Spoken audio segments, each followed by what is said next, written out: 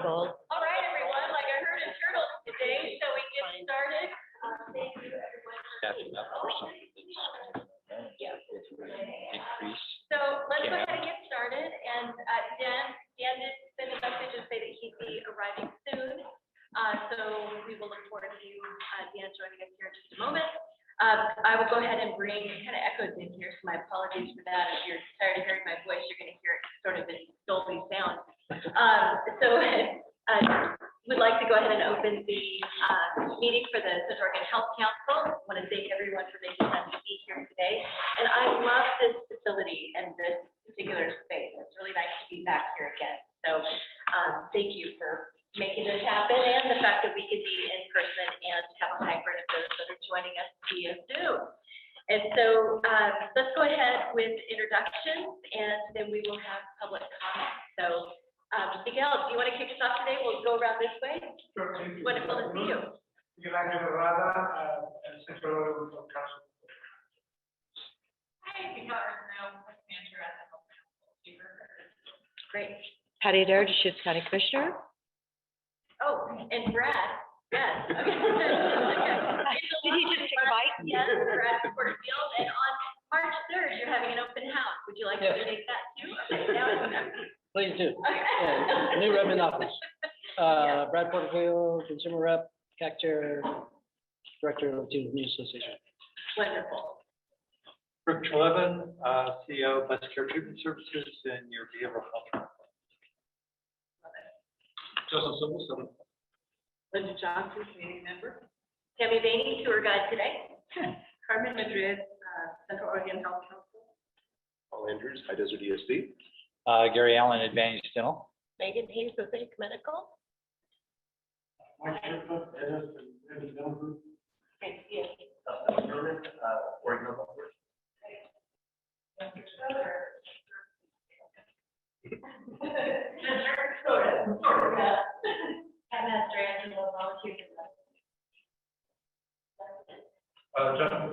Victoria. Trisha Wilder. You have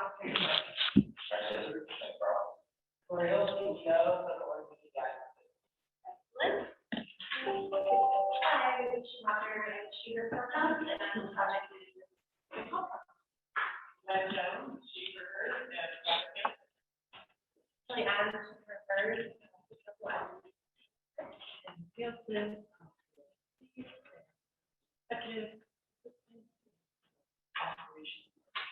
Making all things happen, like magic. Yes. And on the screen, let's go ahead with Sandra. I'm Sandra Marshall. I am the division lead for the Pedal program here at St. Charles. Excellent. Thank you for joining us. Elizabeth.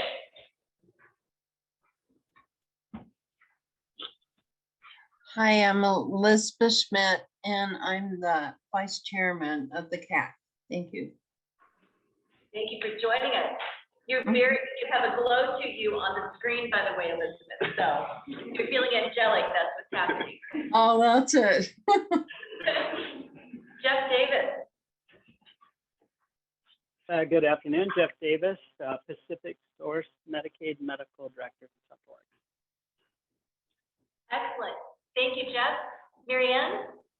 Good afternoon, Marianne Rand, Director of Integration and Community Programs for Advantage Dental. And Erin, do you want to go next? Sure. I'm Erin Fair-Taylor. I am the Vice President of Medicaid at Pacific Source.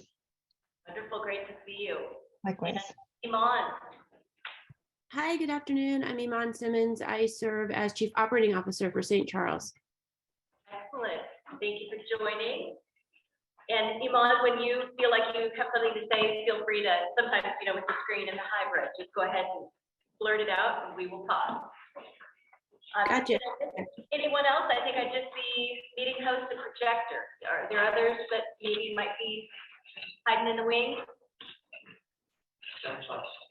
Oh, I'm sorry. Oh, that's you. Yes, I figured you were, but outside of that, okay, great. And Dan Stevens. Ta-da! Good to see you.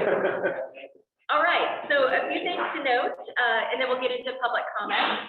is that we are hoping, and thank you so much for those that have made time to be here in person. We are hoping to sort of get back in the saddle of in-person meetings. There's just a richness to the conversation. You know, as much as we are trying on the technology side, it just sometimes doesn't come across quite the same.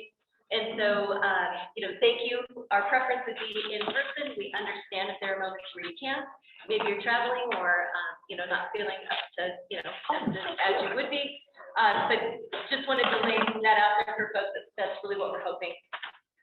Also want to note that we have our board retreat that is coming up. So please save the date. And the date that we are hoping for the board retreat would be in June. And we would couple that with our board meeting, which may be abbreviated if at all, if we don't have any business that is pressing that we need to actually take action on.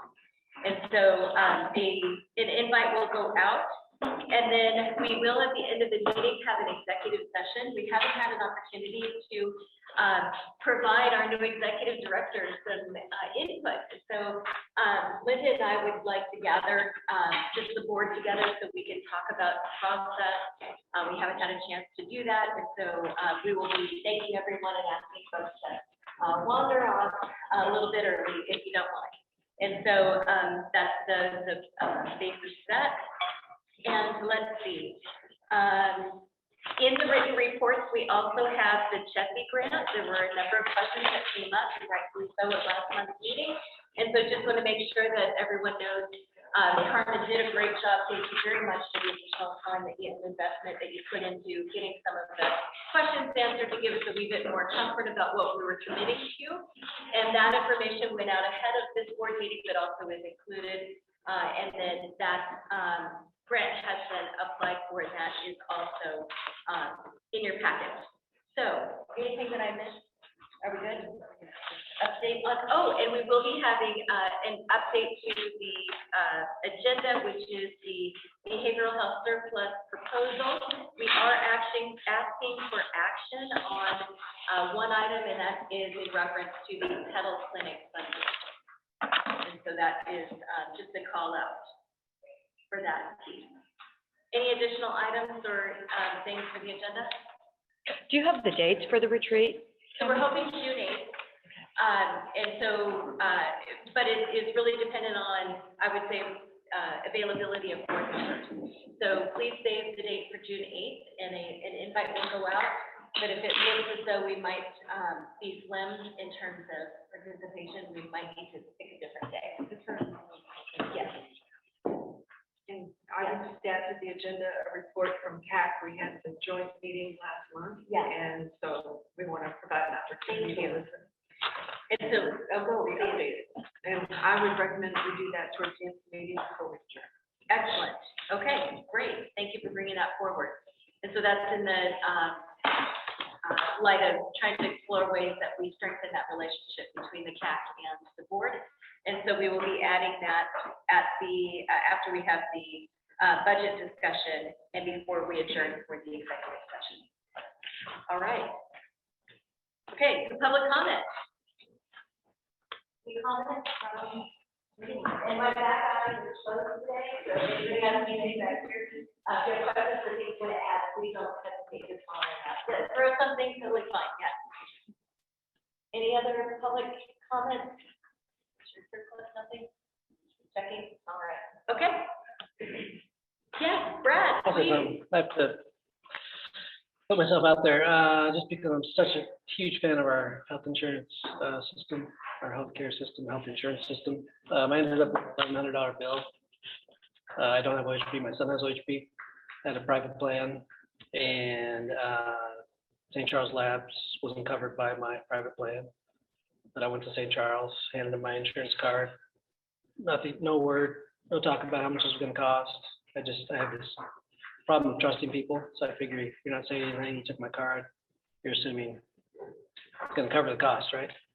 Didn't cover the cost. So I have $1,100 bill now. Wow. For just having some blood work done for an annual physical. I just wanted to share that.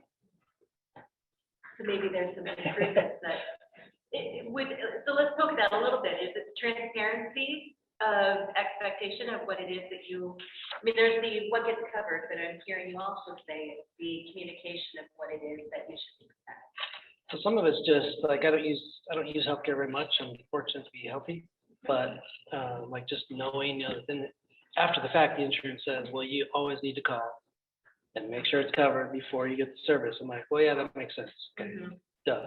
But if you don't use it all the time, you don't think that. I didn't think that. And if you take it to the person who's gonna bill you, who's providing the service, you assume they care. Right. Like they want to make sure that insurance that you're handing them a card is going to cover the cost. And so if they don't say anything, they need to say something, in my opinion. Yeah. It can't all be on the. So I hear that in the spirit of continuous improvement and an opportunity maybe for exploring what that might look like with training. And I would suspect that that's regardless of where you go in the system, if it's taking your car into a shop or taking your body into a hospital, then we kind of want to know what to expect. Yeah. Well, thank you for bringing. I'm sure I'm not the only one that happens to. Yeah, right. There's a law about it, it's called surprise billing. Right. And some groups have their MyChart app set up to give you a price quote before you get it. And so if you'd like to, I'd be happy to show you how to use that actually. Most places that have the Epic platform also have this. If it's not covered, what it'll cost you, and you can literally put it in a calculator. My group has it for every single thing that we go for. So our charge master is transparent. Be happy to show you how to use it. Okay. But you're right, it'd be great if someone just substituted it beforehand. Yeah. Well, I appreciate the comments and again, continuous improvement, and I think that is probably a training that, many would not know that that's something that's available. I just think it's not uncommon in healthcare to know what your insurance covers or doesn't cover. So that's why there is this bill called the Know the Prices Act. And the first requirement is that you have to do it for uninsured patients. So any uninsured patient is required now to get an estimate of what their costs will be before they go. That's right. So there's work, legislatively to help bring this to light, to figure out methodologies to make sure that we can have the cost known ahead of time, so you can make that decision with the cost information. So I'm not trying to litigate your issue. Certainly, I don't know what it is, but you should have signed a consent ahead of time that had on it what you would pay if you weren't. If you didn't, technically, you don't know. So just something to consider. That's why they're called ABMs. That's why every provider who puts through an order for something has a patient consent off to an ABM. If it's not covered, this is the total cost, right? Yeah, the law right now is, at least the Prices Act law is specific to uninsured patients. It's applicable to everybody. Okay, well, I thought that it was implemented with VENA. So anyway, but. Yeah. Mostly related to out of network providers. So the classic scenario with no surprises is if somebody goes to a hospital and is seen by any number of providers, anesthesia, let's say anesthesia was out of our network, that's where that no surprises thing kicks in, is the payment needs to be similar to the kind of usual and customary negotiated payment. So there's not this surprise of, oh, they were out of network, you're on the hook for that. So. And that's why the anesthesiology would then have you sign an NDA that says, we told you if you are out of network, this is what you owe. So you are consented to pay for it. Or you have the choice to say, I'm not having it. Well, thank you for bringing it forward. Sounds like You we get all. Totally. You want us to fix your arm? But you said you spent 3 hours on the phone. Did you get any kind of a feedback like this from the people you talked to? Other than you just need to always ask if it's covered before you get the. But they're charge. still saying that That's you St. owe the Charles. money? Oh, yeah. Hmm. I'm working with St. Charles now. Okay. The actual bill. Okay. It is not. So it was a law put in place 18 months in advance, 12 months ago. Which one, sorry? That every health provider has to give its transparency and billing now. We have to post to every patient what that service costs. And groups of larger charge masters have a hard time getting the time out. Right. Because there's so much, they're so much bigger than like that. We spend 6 months and now every one of our things are on the MyChart. So there's a payment calculator actually, Epic built that it actually makes it, for all organizations, it makes it really easy. You're just putting in the name, it crosswalks it to a code, the code crosswalks to your charge. Right. But no, there's already. Okay, well, thank you for bringing that forward. Any other public comments or comments in general? Okay, consent agenda, and thank you, Camille and Carmen, for, we have December and January board meeting minutes that are in the packet. Any edits, revisions? If not, I welcome a motion. I'll second. Thank you. Further discussion? All those in favor? Aye. Anyone opposed? All right. Okay, moving on to performance metrics. Tricia.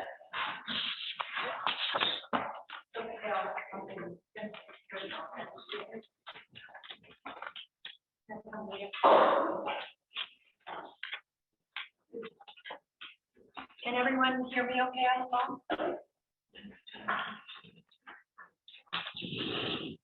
Kind of. I'll speak up a little bit. Is that better? Yeah, thank you. All right, like I mean it. All right, let's talk about the fourth quarter performance metrics. Again, these are metrics that we track on a quarterly basis. So this is the fourth quarter report out. We have seen these 3 other times. Go ahead to the next slide, please, if you're driving.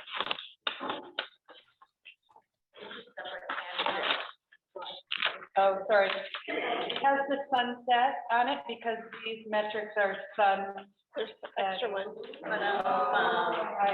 we see what you did there. Right. Wow. Also my personal photo, so you get Nice. where Tricia watches a lot of sunsets from. So Wow. if you can name the place, there might be a prize. Okay, moving on. Love it. We're gonna go through 8 different metrics that we track. Right out of the gate, I want to let you know that 6 out of the metrics are in green, 2 are in yellow. And what I want to remind around what that means is green means a metric is on target. Yellow means a metric is not meeting the target, but is expected to rebound. And red is that we are significantly behind the target and in jeopardy of not rebounding. So we don't have any of those metrics. Let's start with the best news of the day on the green metric as it relates to quality and member experience. So we're going top down, if you will. Reading on the left side, the metric is at least 11 out of 14 quality incentive measures target to reach 100%. So if anyone has not heard the news yet, we are on target to meet 12 out of the 14 metrics. We may even meet 13 out of 14 metrics. That means we're on schedule for 100% payout. The CCO also met all 4 challenge pool metrics, which means that we will ultimately end up with greater than 100% payout. What does that mean in terms of dollars? Ooh. Moonlighting. Okay. Yeah. Wow, all right. Is the QUIM pool itself for Central Oregon is 19.4 million. So we anticipate payment or payout being greater than 19.4 million. We will know when that, the exact numbers, end of June is when we anticipate getting those final dollars from OHA. And I can't thank the community enough for their tremendous dedication to quality work from our provider partners. So congratulations. Yes. We were running through everyone trying to make sure we got it all.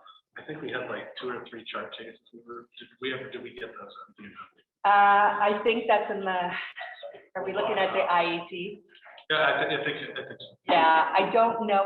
I know we are Make sure we got in a handful, and it's really exciting. Hopefully we'll meet those. Yeah, yeah. Either way, it's still 100% payout since we met 12. When we meet that, I'd be happy to shoot you an email.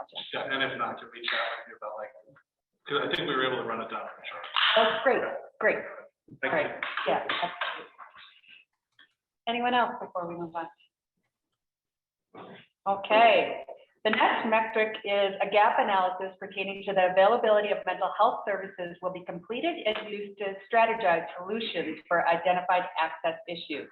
So while the metric is green here, what that means is that we completed the gap analysis. So we're going to mark this green, but what we do want to share is that what we learned while completing this gap analysis is there's an opportunity for improvement. Those who work in behavioral health are probably not surprised to hear this.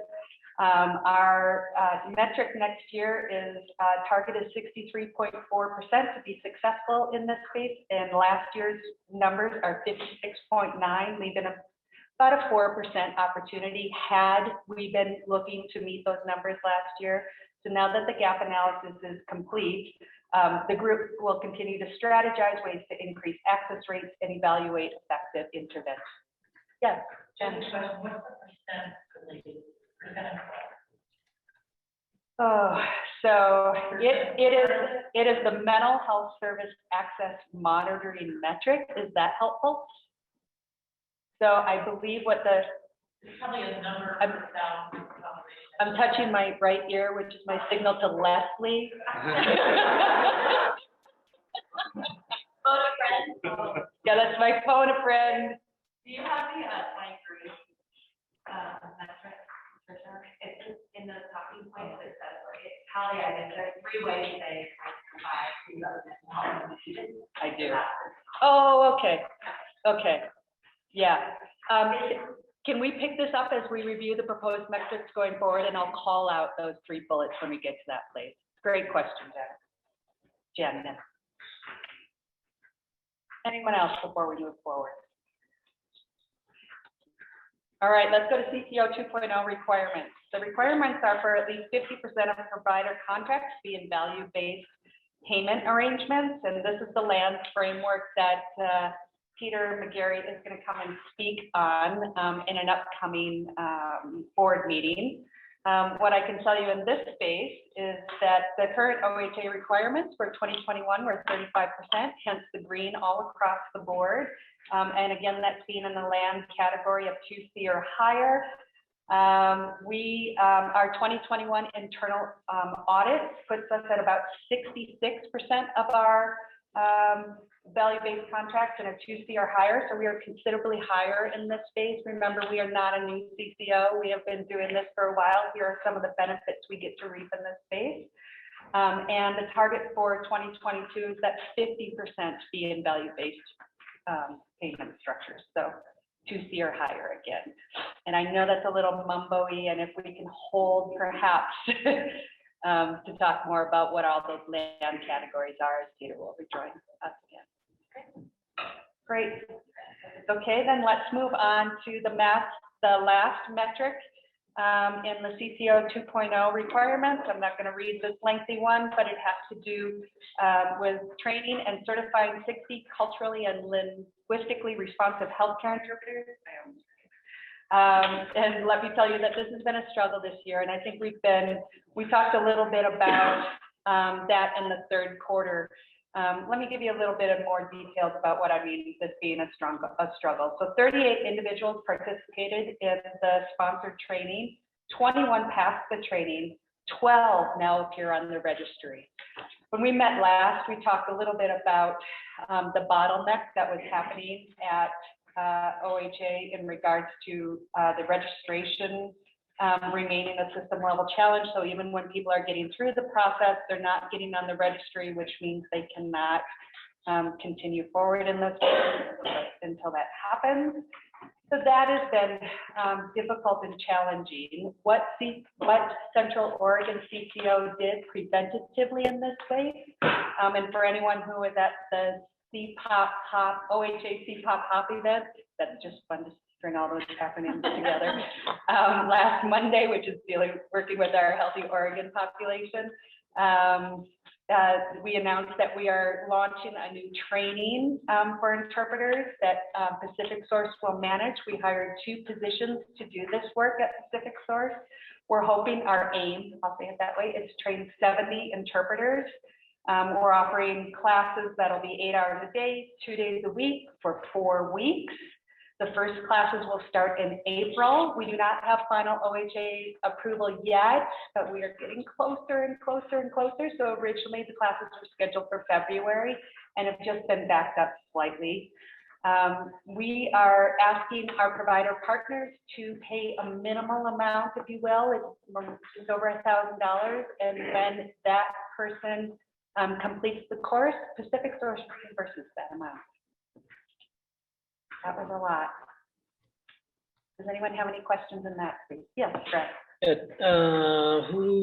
How's that training being designed? Like, what's that look like? Yeah, so it was Yelena who spoke at the event last Monday, who provided the PowerPoint presentation. So we're hoping for a short 2-day-a-week, 8 hours a day, get in, get it done over a 4-week period, and then help people both with the OHA applications and studying for the test, and really hoping to, as we take a much more active role in this process, to help raise the numbers and continue to advocate at the level of the registry work is being done at the same time.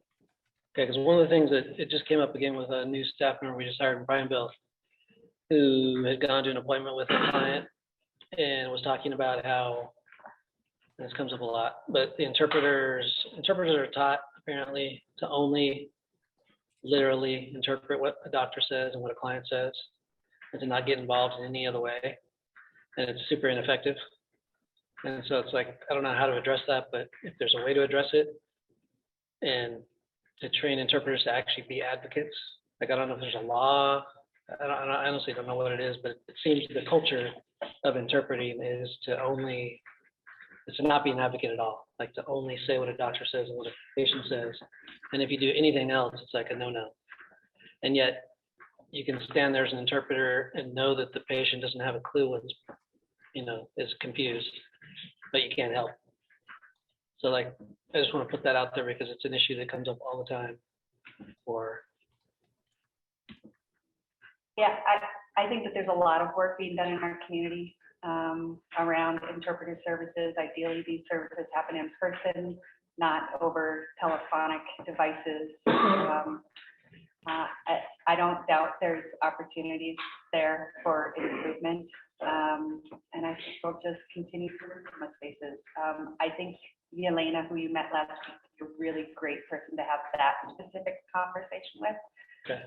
And I'd be happy to dig into that deeper too. But I mean, I could understand how there could be a boundary, and I'm not an expert in that space. Yeah, I just wonder, Yeah. anybody know who creates that boundary? Is that just, is there a law, or a legacy, or is there? Yeah.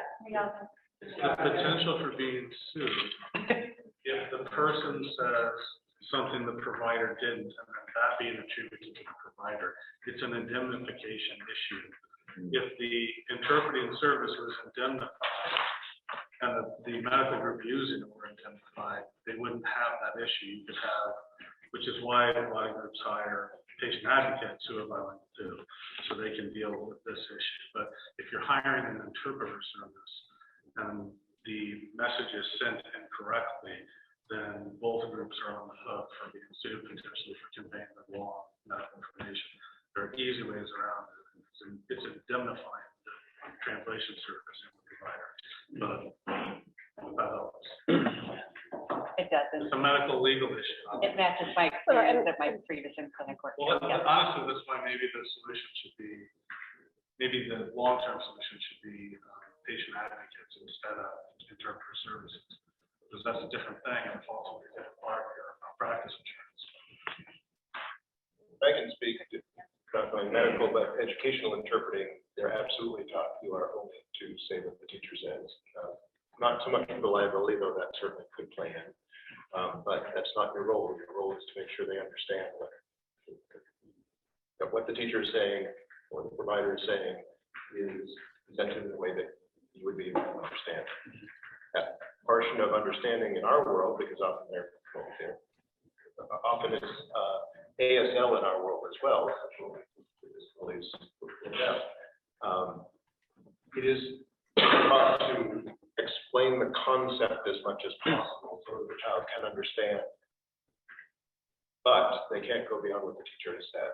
And I don't even understand what that means, but that is, that's what they're trained to do. Yeah. And we have to actually test them on it, and if they don't meet the requirements of the test, they can't be an interpreter. Yeah, I mean, I think the thing he's saying, the experience I related to is when we first opened our Latino program and gave all these staff whose, many of them were raised in Mexico, their first language was Spanish, and they had health insurance, American health insurance for the first time. They did not understand it. And our health insurance reps would come and they said, no, you guys got to come, and they're not getting it. They're asking questions, and so it's not just language, it's culture in all sorts of ways that could surprise you.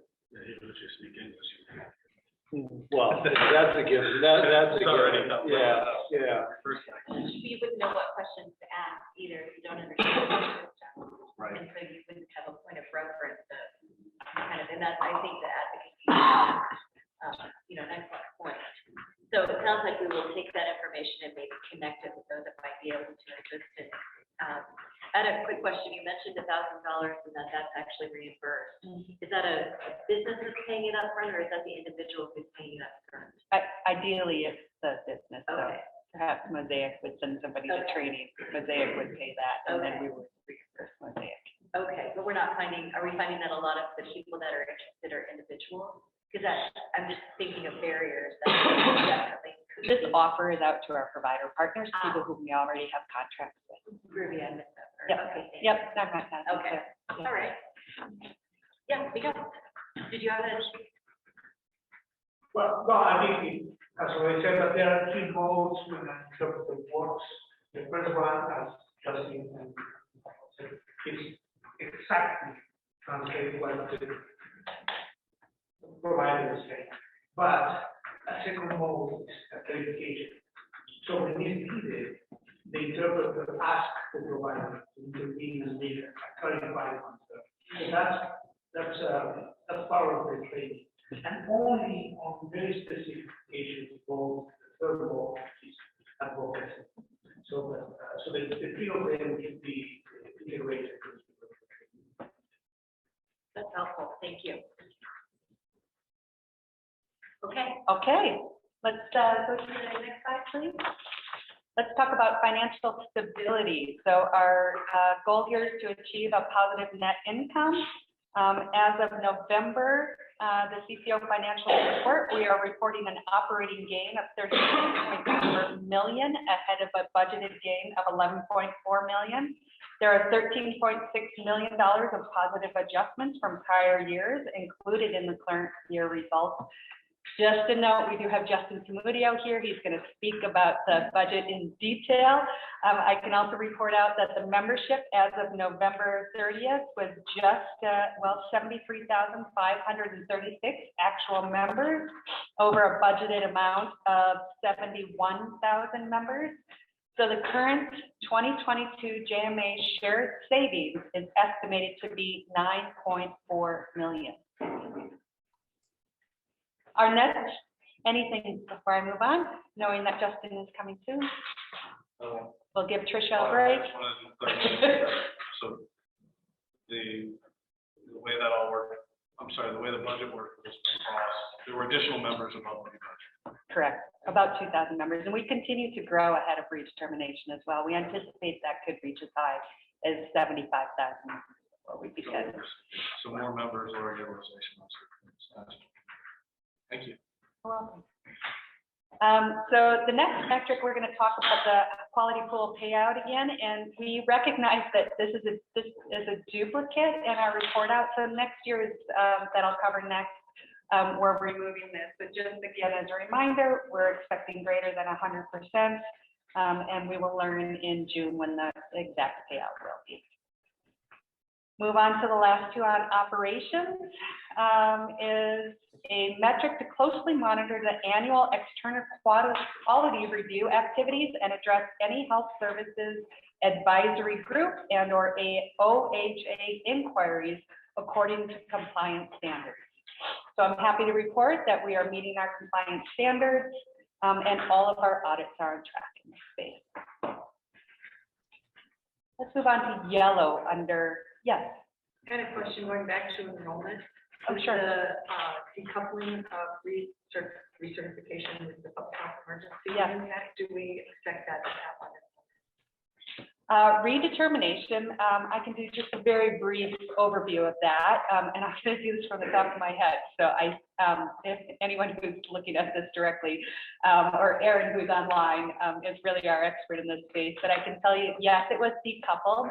So the first notices will go, oh, Erin, are you there? Would you like to lean in? I don't want to miss.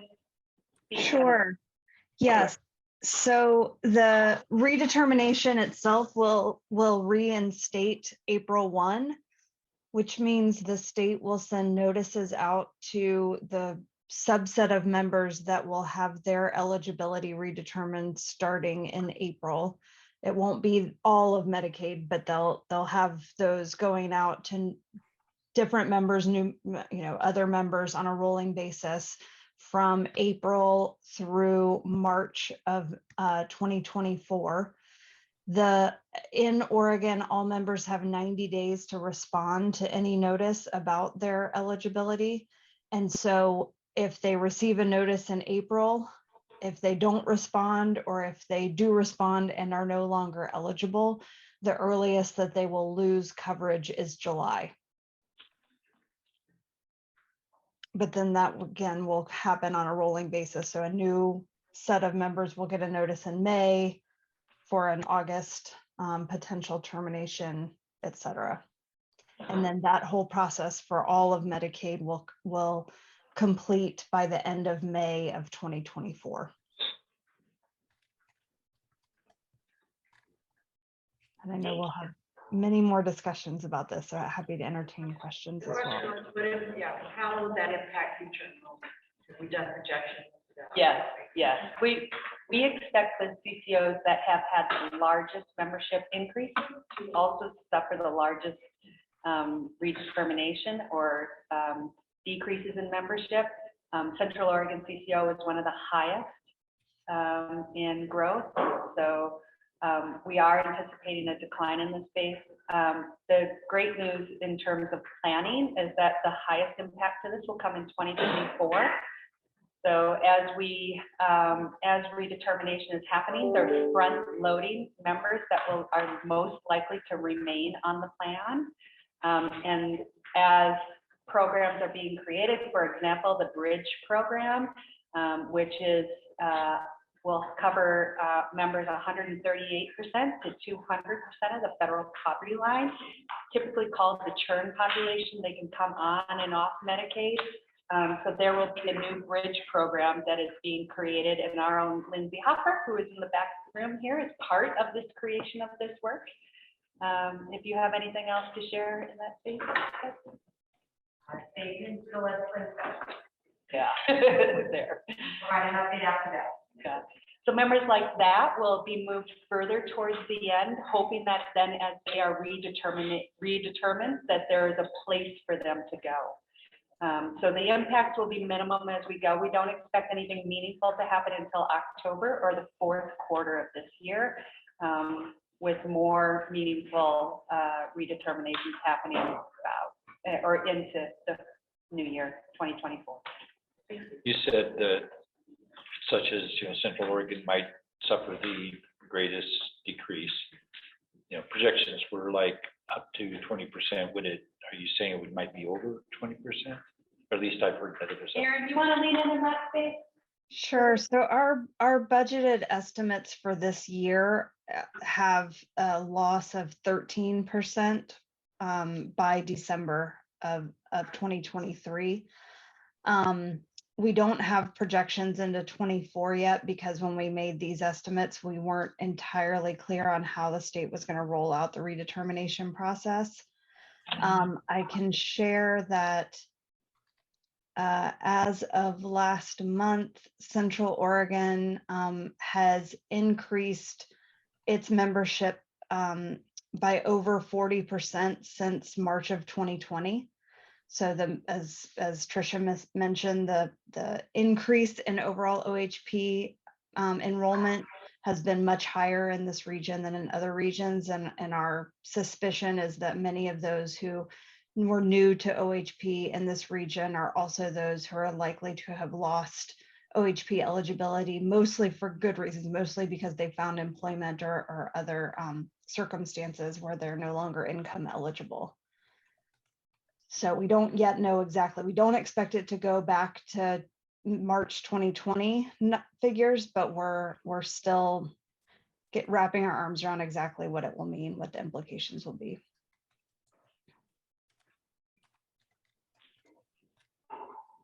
Good.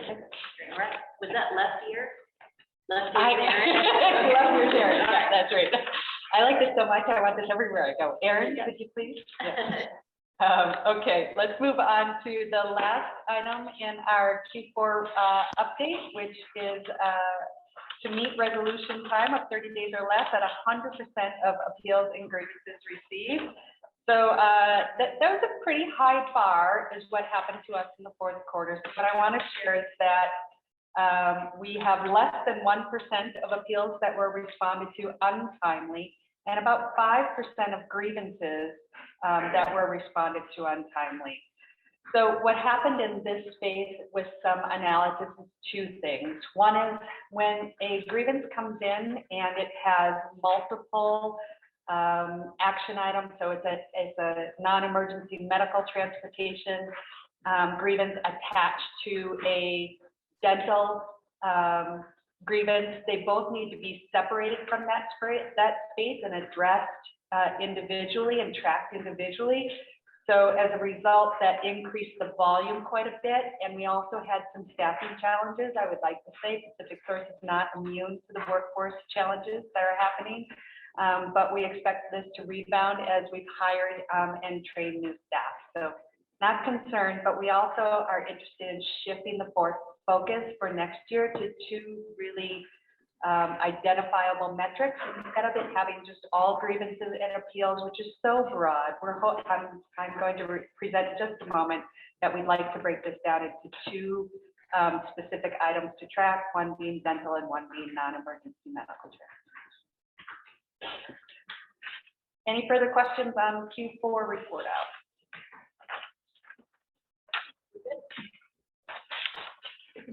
All right, more me. Next, let's talk about the performance metrics for 2023 and our recommendations. So do you have this one you can display? Yeah. I don't know. The one that says it's in front of us. Oh, I see. Okay, here it is. Yeah. Page 19. Yeah, page 19.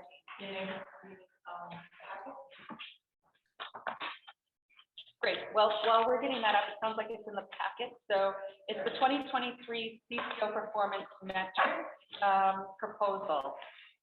Just a couple of things before we dive into this. The goal is that the dashboard provides the board with visibility into key areas of CCO work in support of the joint management agreement, which is the stipulated health council responsibility of collaborating with Pacific Source to monitor the performance of the CCO.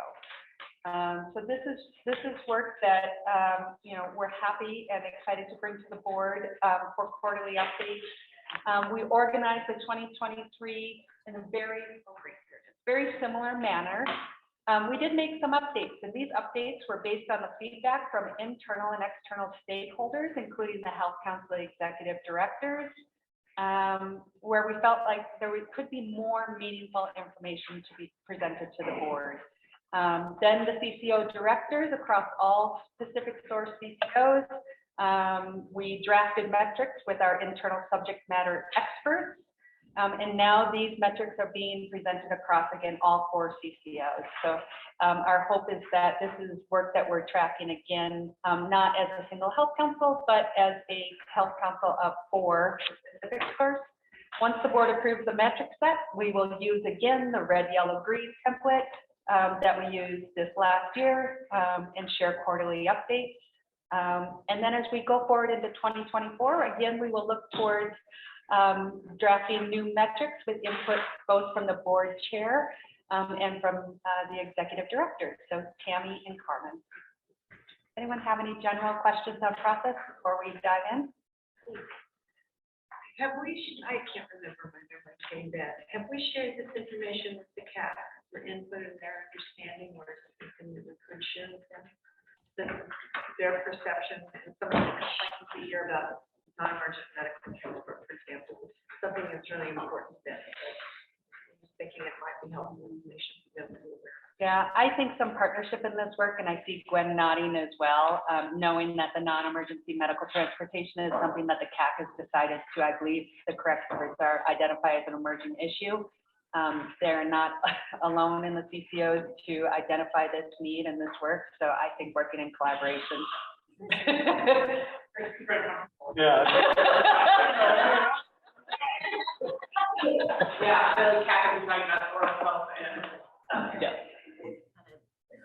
I think they'll be gratified to see this here, and then also they have a little bit of a bigger picture about what do we need and what are we measuring in terms of quality.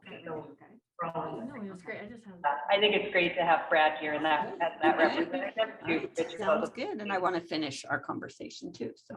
Let me know when you're. Okay. Let's make sure everyone's on mute, just in case. Oh, we've been hacked, I'm sure. Okay. All right, well, let's start at the top left corner under quality and member experience. We are not proposing any new metrics in this space, but we are making a shift from a scan of data to an action plan in the second metric. But let's start first with the first metric, which is to meet at least 11 out of 15 quality incentive measures for 100% quality pool payout. Does anyone have any questions on that lofty goal? Okay, let's move on to the percent of members with a mental health service who need a mental health service need, who received a mental health service. So last year's, and here we are again, it's back to hopefully closer answer some of your questions. Last year's mental health metric was similar, but it focused on the environmental scan as we talked about. In year two, this performance improvement plan will be using the data to help inform action plans. OHA has not set a statewide benchmark. So currently we are tracking performance and we are aiming for a 3% improvement to our baseline. So here's where I want to share our baseline in Central Oregon for 2021 was 63%. However, in Q3 of 2022, we dropped to 50%. And again, people who work in this space are likely not surprised for this. So we would like to establish our improvement target of 53.8%, which is 3 percentage points ahead of where we were in the last quarter report. Now, I think this speaks, yes. So just wondering, how are you defining mental health service, and how are you defining, what's the mental health service? Here comes the language that Rick and Janice will understand and translate back to us. If mental health service need describes any one of the following conditions: receipt of any mental health service encounter meeting the meeting the numerator service criteria in a 24-month identification window.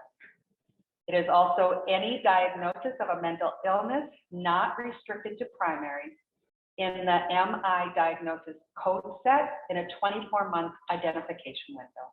Lastly, is the receipt of any psychotropic medication listed in the psychotropic NDC code set in the 24-month identification window.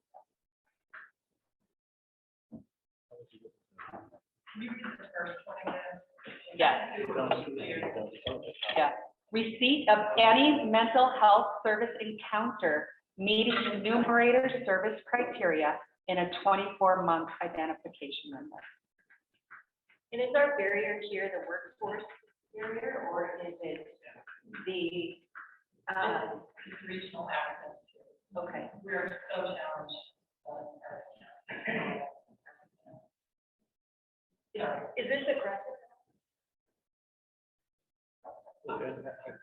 Is that the wrong question? Well, no, because I think you gotta we got a challenge maybe, but too frequently, like who deep dove this to understand what the problem was?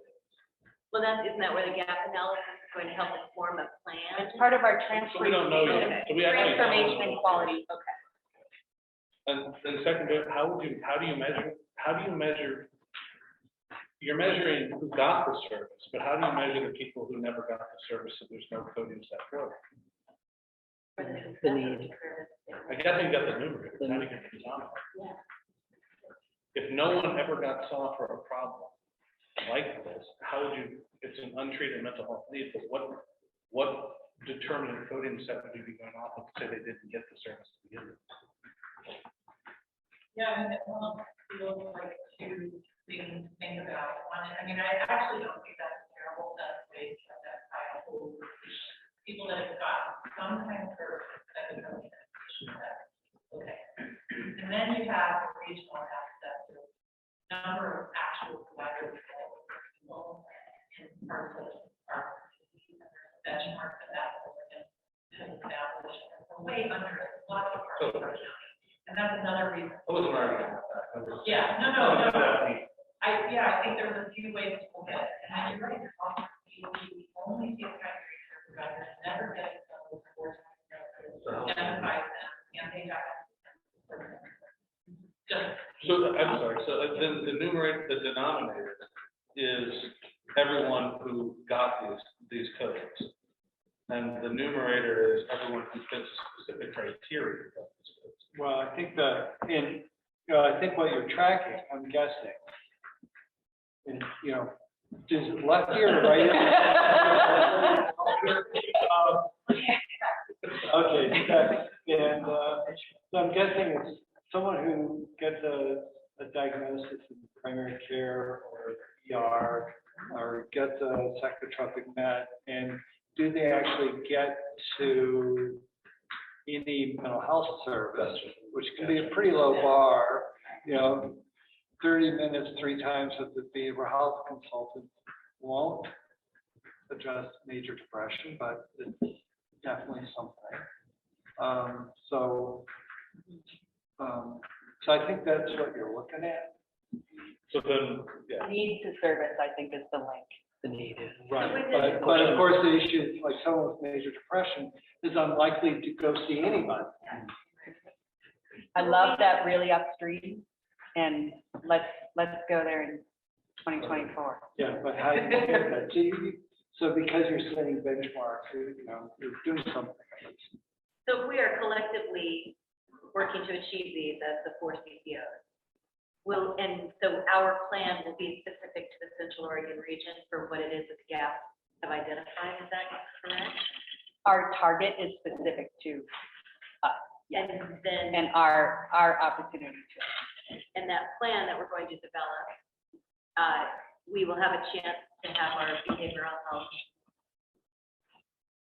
knowledgeable leaders inform that, or how will that? Oh, no, you don't tell them anything, and you just blame them for when they do the goal? That's how you do it. That's good management, it's just what I'm saying. Standard, okay. Well, I don't want to be Captain Obvious, so I'm just trying to. Please, behavioral health groups, and their measures are around increasing number of providers, timeliness and engagement, and getting the right client to the right specialist. So they're doing that work as a pilot, the work group assignment that involves a number of partners. So what's that? Okay. I know this is out of areas, many areas. Right, so there's an attempt to create a pipeline, smooth pipeline, primary care to specialty behavioral health and back. And that has never existed.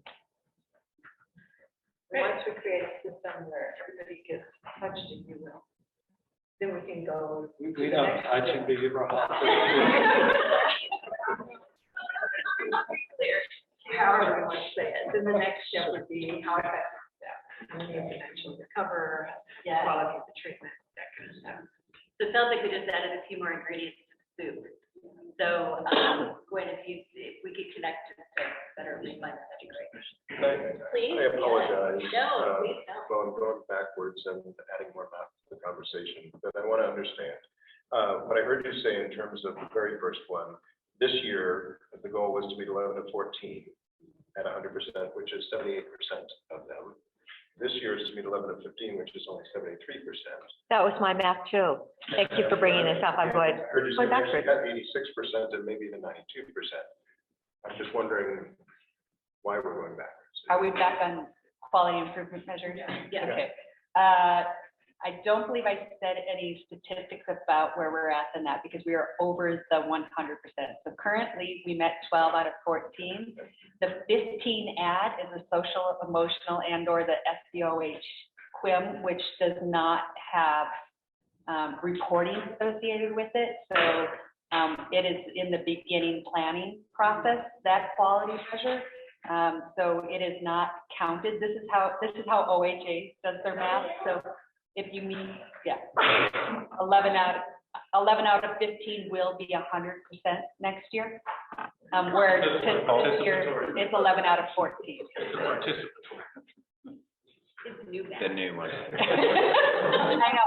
Well, you get a couple gimmies from the state. Thank you, Justin, for the gimmies. Well, and it used to be, it's based on where the state sets the 100% payout benchmark. It actually used to be 11 or 12 out of 17. So the math has kind of changed every year as the number of QIMs have come and gone. The proposal is to keep what we've done in the past, which is to set the performance target at 100% payout level, which is now 11 out of 15. But you're right, the math. Yeah, don't do it. So it was 11 out of 17. From your blood pressure, you're like, wait a minute. You're not wrong. 11 divided by 14 is 100%. All things today, though. I hear you. Okay, great. Can we move on to CCO 2.0 requirements? And this again is back to our LAN work to achieve at least a 60%, of provider contracts in the value-based payment arrangement. That's an increase from 50% in 2022 to 60% in 2023. Again, we are currently exceeding that metric, but this being a really, really critical metric, so we're applying this metric. Although we are good at it, we want to continue to be better at it, of course, and it allows our other CCOs an opportunity to continue focusing on this work, and there's consistency across all CCOs to do this work. Any questions there? Dan, or either one, like, what definition are you using of value-based care? Or value-based payment, I'm sorry. The land, inside that land framework, there's a framework, So there's a high possibility the framework doesn't just match the natural definition. I'm not sure exactly what you mean by that, but the definition is is. the value-based payment construed as a risk loan, a full risk loan.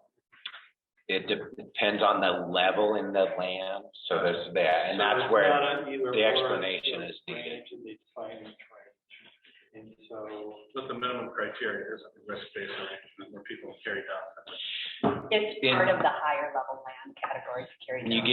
When you get into 3 and above, 3 and 4, you start talking about downside and upside, and then downside risk tied to quality. So it goes from just like pure fee for service over on the left side, over all the way to kind of a population health level payment, like i.e. capitation, always tied to quality when you get above kind of 3B and 4. So the framework education is held. 60% are already there. What's that? 60% are already there. 2C. So that's just not high enough to get it to that area. Like 3A is, but 2C is not. Yeah, it's worth looking up. Cool. Yeah, but it's, You and what I totally get it once you see it. Yeah, land category framework, and also Peter will be here hopefully in the next 1 or 2 months to review this in detail. We're allowing him the opportunity to close out finalize the shared risk arrangement contract right now and then report out. Allowing him the opportunity, I love that, Is there a way, could I catch up with you on Yeah. what because Yeah. the 3B category is obviously my attention. Yeah. I can say, there's a link that we can Thank send you you. with, Yeah. it has lots of information about it.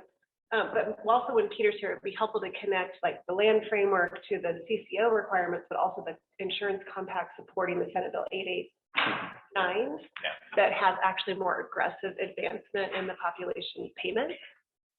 Just so we can be tracking with that too from the Health Council perspective. Great. Okay. Moving on to the second metric, which is a population reach of unique members seen in integrated behavioral health care settings. So this comes straight from the patient-centered primary care home metric. So those who work in the PCH homes understand that as you increase in tiers, move your weight up. So the higher the tiers, the better, meaning more payment. Also, as you move across and you do more work in integrated behavioral health and also potentially with community health workers, there are additional per member per month payments in those spaces. And what I can say here is that this is a relatively easy measurement tool for us in that, I have lost myself on here, that the clinics report back to us the number who had an opportunity to see a mental health provider that day, the number who did by keeping appointments open, and it's that additional compensation that is applied to hopefully incentivize those clinics to keep those behavioral health appointments open. We are currently at, let's see. Let me share this. I don't have Central Oregon specific data. What I can share is 11 out of 59 clinics across all of our CTOs average less than 8% of the population in this space. So we're setting a target of 10%. And this starting in 2023, then will be reported out quarterly.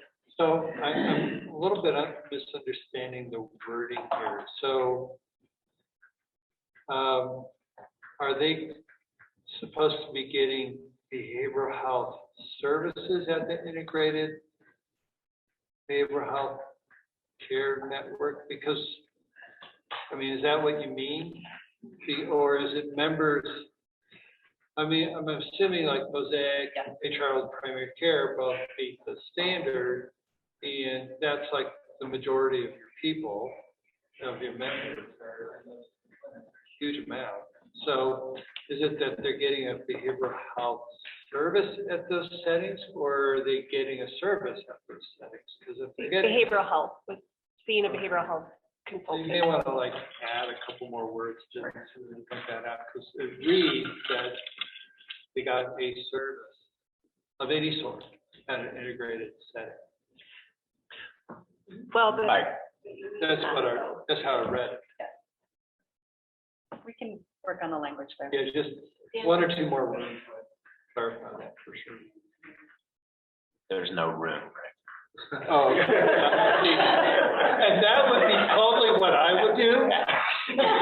No, what I was gonna say, I was gonna wait till the end, but I'll throw it in there now. What it feels like we ought to do as the CCO proposing these metrics is come back and, I mean, there's a lot in some of these, right? Some of them are easy and they're not easy to accomplish, but they're carryovers from prior years. We know what 11 out of 15 QIMs means. We know how to measure it.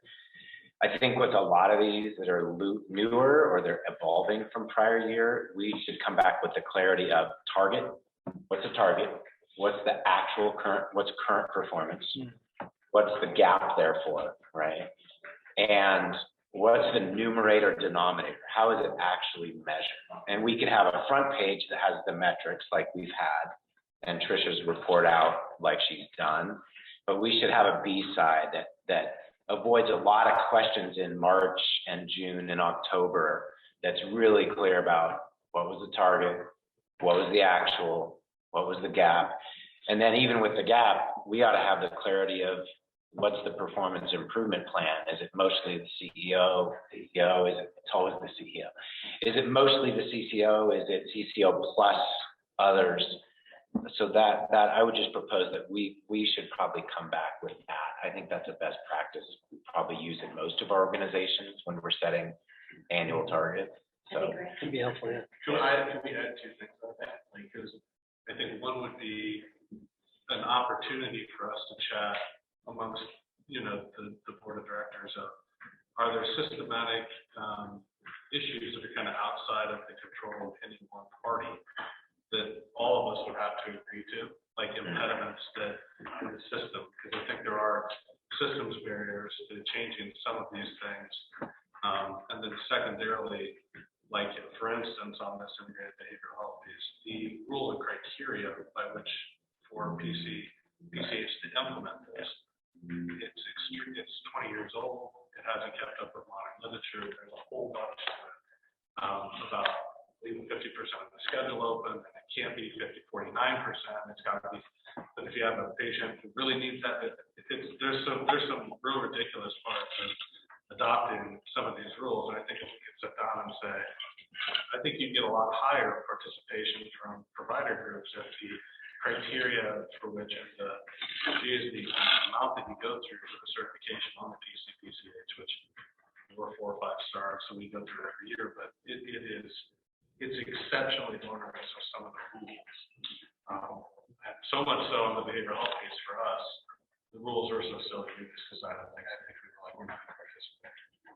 Which we would participate if the rules were so silly, but it's like we're taking a 20-year-old, medical home model that's been updated, 5 times for best practices. We're still trying to slam back into that bucket. So is there a shot we can never have those conversations too? Because if we're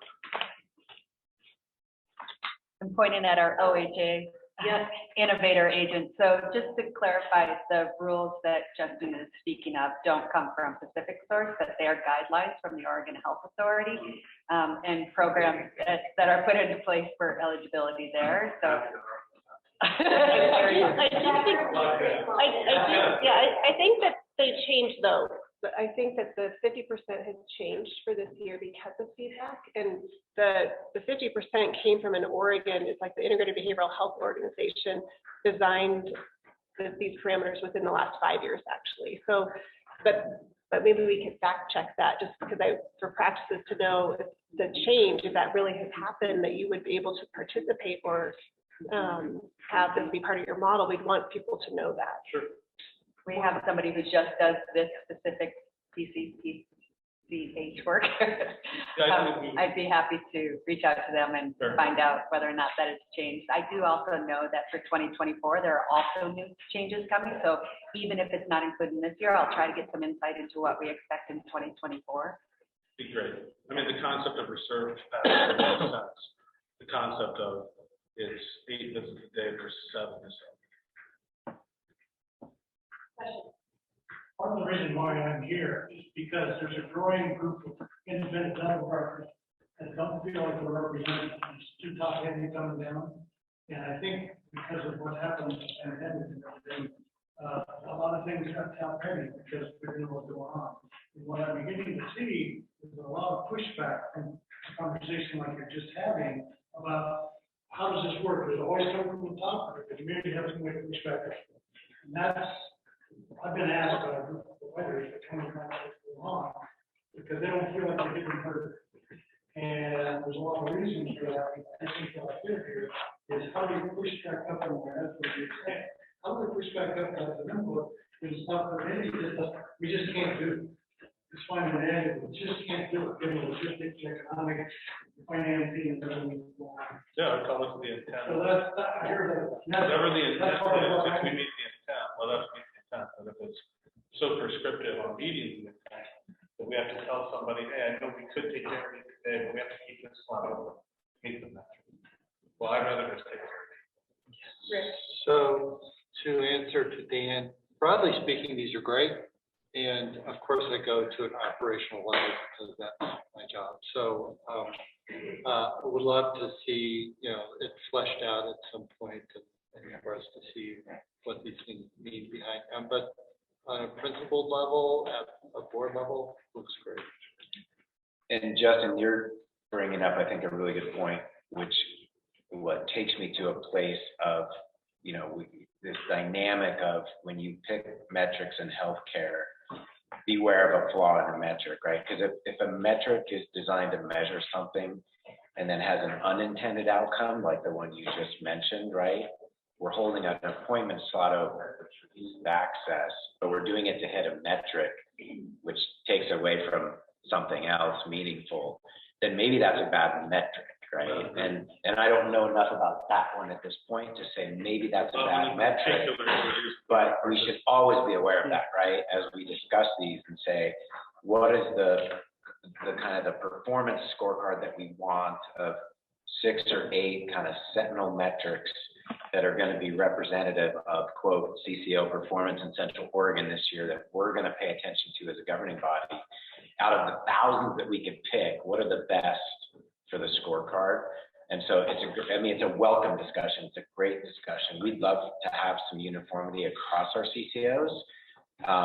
I don't know if I'm over my skis and saying we don't necessarily have to, because this conversation should be this and this, right? Yeah, so appreciate the conversation. Yeah, the same with the systems impediments. I mean, on financial stability, you know, there are a lot of things that could improve, you know, if it's ER utilization or bed days of care or whatever. But, you know, we don't control those. So if we can't get an agreement amongst the system to do some things differently and adopt some best practices, I think there's a good shot you don't hit that. You know, right. So, right. That seems like a good space to inform those barriers that are keeping us from, what is it that we should be, I go back to adolescent childhood, where with sort of clinics are saying, well, we don't do that, or that's not a value, or, I mean, it didn't say that way, it was just it was a point of contention early on. Being able to inform these definitely would be a benefit, but I like the idea also. I understand that wanting a consistency among CCOs, but also that doesn't prohibit us from determining where we want to strive to be as a region. And so I know, thanks for opening that door, although, you know, yeah. Okay. Okay. Tricia, I just have to ask why the interpreter piece is being dropped? Like So we're just deciding that's not as important as the integrated? No, I think we're hopeful that by creating that program ourselves, we won't continue. Again, we could have 50 different metrics in this space, but by bringing that internal through the training, with the aim of increasing 70 trained and certified and registered participants at the end of the year, we just felt that these other two were rising to the surface more in that space, and we'd like to give that year, give some time to that program for this year. Again, very committed to that work. We hired 2 new internal staff members to just do that program. Okay. And I'd be happy to just continue having conversations with you throughout the year about how we're doing on that. Yeah, that'd be great. So maybe it's something that CAC would like to have a recurring update on, Yeah. and you can bring that to the board too. So as we're thinking about what that looks like, please bring it back. Yeah, that'd be great. Yeah, absolutely, especially with the Healthy Oregon program work. Yeah. Yeah. So achieve a positive net income remains the same as last year's recommendation.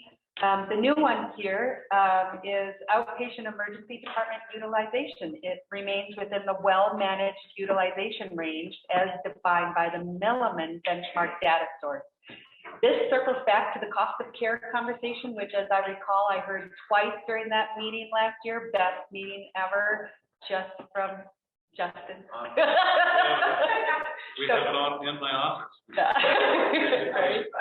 So what I want to say is, while we were considering these with our external stakeholders like Carmen, this absolutely came up in this space. So I want to clarify, you have another graph. If you could post, it was printed at the front door and fell. It's the colorful little one.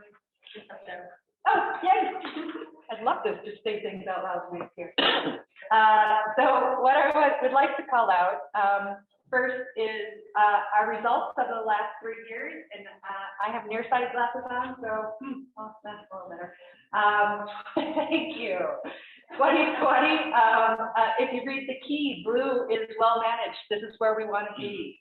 The yellow is moderately managed.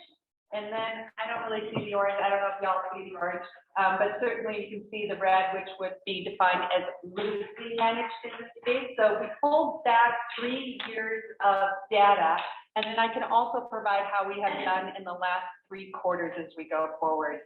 But again, this is a third-party Milliman software that we work with. Really, the only downside with the tracking the data this way is that we end up being about 1 quarter shy. But I think you've seen over the last year, we're not always able to report out on that quarter, that we find our data is about a month behind. And for those of us who work in this industry, processing of claims and doing that work, there just is a little bit of a lag. Could you correct me if I'm wrong on this, but the Milliman data set sets the well-managed category better than the national average? I believe that's correct. I can't say for certain. They do regional cuts too. But there isn't, the well-managed category doesn't represent the upper 75th percentile performers. If you're better than the average, you're in well-managed. If you're not, you're, if I remember this right. I can't remember exactly, right. I thought it was almost more related to kind of quartiles or quintiles of performance. That's what I've heard. Right, but to get into the category, you got to beat the national average. I think that's for sure. Yeah, right. For sure. Can you give a layman's interpretation of what well-managed is? Oh, that's a good question. I don't have that in front of me. I mean, I can, because I usually, if somebody, The reason I was bringing it up is the previous comment was, how good do we want to be? And so it's great we're in that category, but do you want to be a upper quartile performer in the country versus a little bit better than average? Right. That might be the next conversation happens. You know, the biggest cost drivers in the system are ED, bed days of care, you know, on and on and on. If we're good in those categories, but good means we're better than average, that's different than good meaning we're in the upper 90th percentile performers in the country. Is that what we're looking for? So, And as a board, where do we want to be? Right. Yeah. Since they are the biggest cost drivers. Yeah. But we have a recommendation on where we would like. Oh, perfect. Yeah. I should have waited. I'm sorry. That's okay. And I want to look more Gary. at your question, Yeah. Gary. And I can take a crack at it because lay person is about as good as I get in this area. But so the Milliman framework, the Milliman benchmarking framework is used pretty commonly across healthcare, hospital, health plans, et cetera. I can't speak to where the cut lines are, but they take national average or in some cases regional average. And I don't know if anyone on our team knows whether these are regional or national. If so, maybe just speak up real quick. This is Central Oregon. No, I understand it's Central Oregon, but the benchmark. Oh, I'm sorry. Yeah, because they do regional. You know, the Pacific Northwest is a more well-managed market than the Southeast, right? So I'm thinking that these are regional because we should compare against regional. Yeah. But generally speaking, the framework of kind of loosely managed to well-managed makes assumptions about the system of care that would drive ED utilization, right? So a well-managed system of care would drive to less ED utilization in general. A loosely managed system of care would drive to a higher level of ED utilization. So that's a very high level way person. Those are then the determinants of how you allocate resources. Right. If you're really well performing in that area and you can get better at well performing in that area, you don't allocate as much to that area. Yep. That's usually what it works. You know, and when I look at these, all of these, you know, it's how can we as a dental network influence this? I mean, ED utilization, that's pretty obvious, you know, and already you would hope that there's systems in place to effectively manage that, keeping dental patients out of the ED. But, you know, if we're looking for an improvement target, what can we be doing better? And I think I have enough to just keep doing what you're doing, only better. And thank you, Dan. I did have that in my notes, and it was perfect. That was exactly what my notes said. So, well done. So our goal here is to remain in the well-managed category. ED utilization parks offer a target range that is more responsive to change in our population. With the deferred care during the pandemic and the potential changes in enrollment due to redetermination, we don't believe at this time it's realistic to set a target for a reduction in utilization in 23 compared to 22. Pacific Source expects industry trends to have upward pressure on ED utilization metrics in the coming years. Therefore, selecting a benchmark range as a target gives us a better sense of performance as the landscape continues to change. So stay in well managed versus providing an exact number in that space. And the lower the number, the better. Your population's going to get worse as it improves. As a statistic, why would the membership number matter? Well, In terms of utilization? The statistic is per person. It's a per person. per member, Per member. per member. But if your membership through redetermination, statistically, your healthier people are getting called out because they have jobs, then your core population is going to be sicker. I'm just curious, this is also during the pandemic, which you'd kind of assume emergency department. That's right, deferred care during the pandemic. Oh, I don't have that data. I can get it. Yep, I can get it. They do rebase the cutoff lines every year based on the national and regional statistics. And so, I mean, even though it's not to invalidate the question, but the cut lines are going to move based on the underlying utilization patterns in that year. It also feels cute, given that those 2 years represent a pandemic. And so I'm wondering if you're looking at averages that might give us also what was, not that we're going to see normal again, because normal changed, but what does that maybe look like? And were we able to determine if this is national or regional? Not yet. Okay, that'd be helpful too, I think. I can look into that and also get the 2019 dash. Call somebody. Yeah, pull on your ear. I can answer it for you. It sounds like I can use it. Oh, perfect. Thank you. In 19, the average looks like it bounced between 600 and 550. It dropped significantly in 2020 down in the 400s, and it stayed there for 2021. 20% lower. Yeah. Interesting. So about a 20 to 25% historical reduction in total ER utilization. This is why you have it in your office. Rick's point, this is a measure potentially, I'll admit, this is a measure potentially fraught with broader system issues and dynamics and changes, right? So if the number went down as markedly as it did, because healthier people flooded into, on the assumption that some lower utilizing people flooded into the CCO, membership went up, and pandemic created utilization patterns, et cetera. And now we're coming out of both of those. It could be that we go back, we materially go back down. But it'd be cool to see. hence the reason to use a benchmark, because provided that those are also regional trends experienced by others, that's where benchmark Would you helps. agree that, would you agree the offsetting metrics for all that would just be the RAF score? That's a good question. Yeah. Can we see the RAF score for past 4 years? What's the RAF score? I have no idea what that is. The risk score of the population.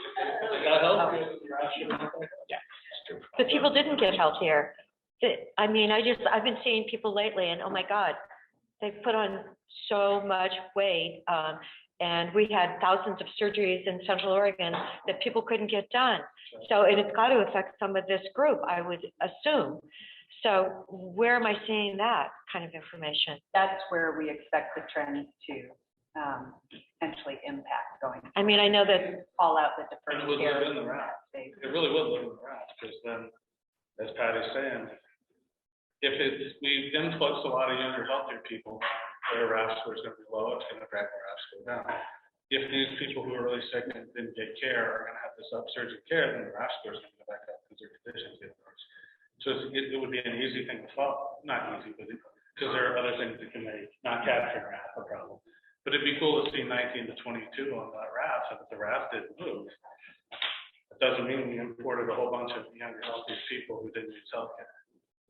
So it'd be interesting to see, because it's a wonderful offsetting metric. What's the RAF? Just It's a risk associated factor for patients. So if I come in with diabetes, congestive heart failure, and 3 other conditions, my RAF score is going to be real high.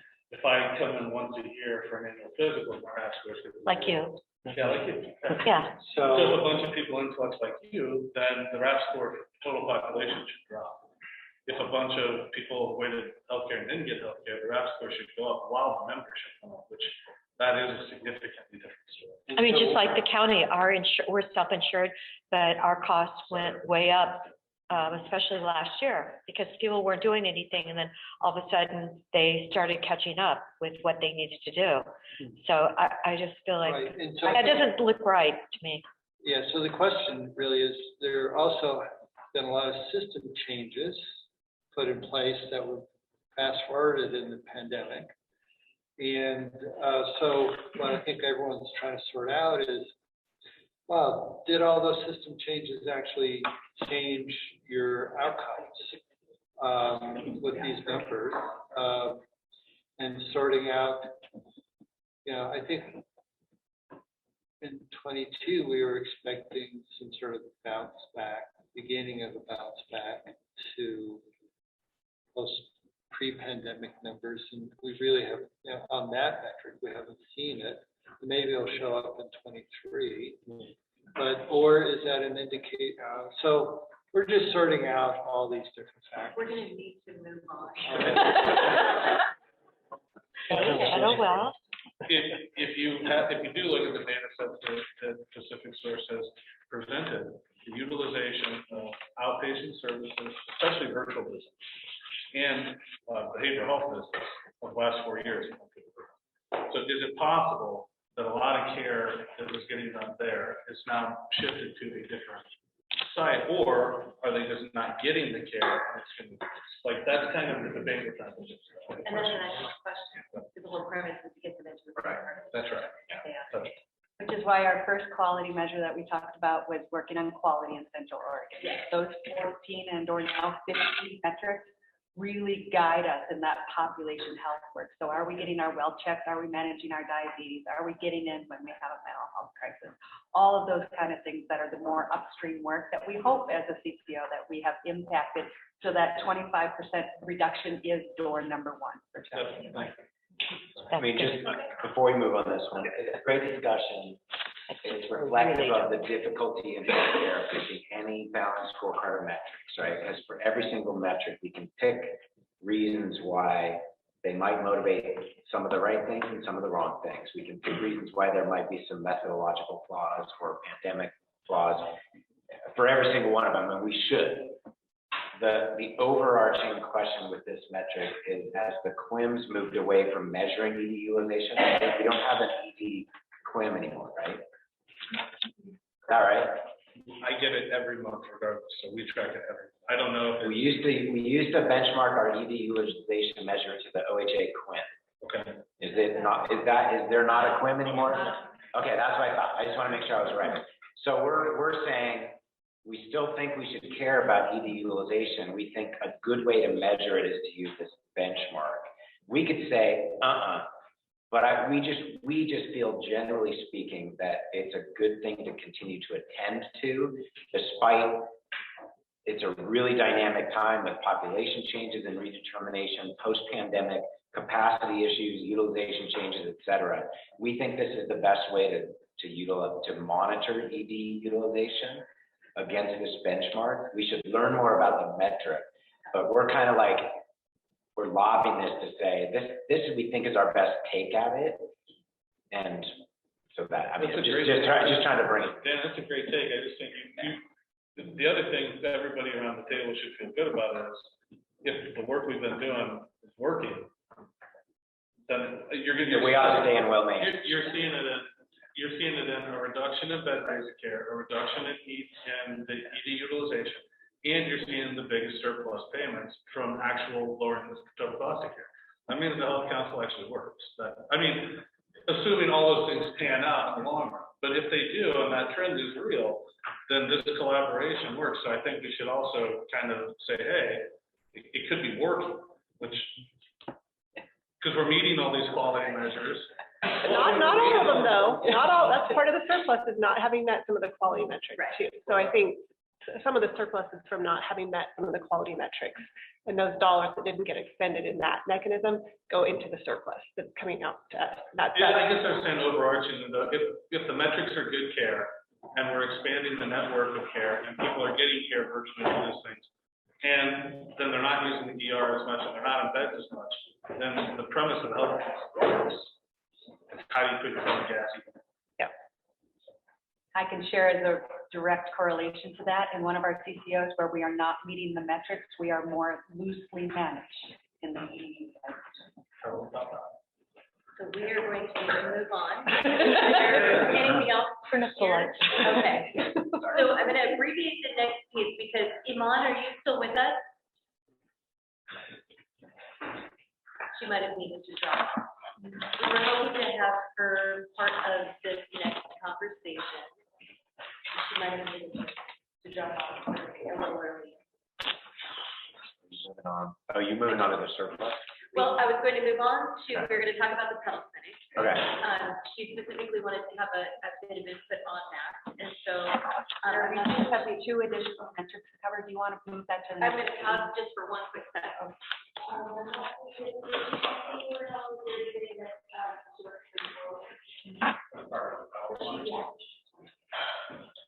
Very good. So,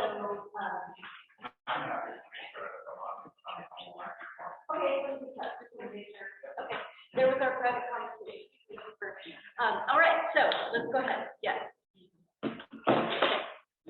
Reading. Sorry, Trisha, I was trying to accommodate. No. Of course. There's a text message going around about SWAT being deployed to some of our high schools in town. Yes. Yeah. Oh. Okay. Oh. Then you're high.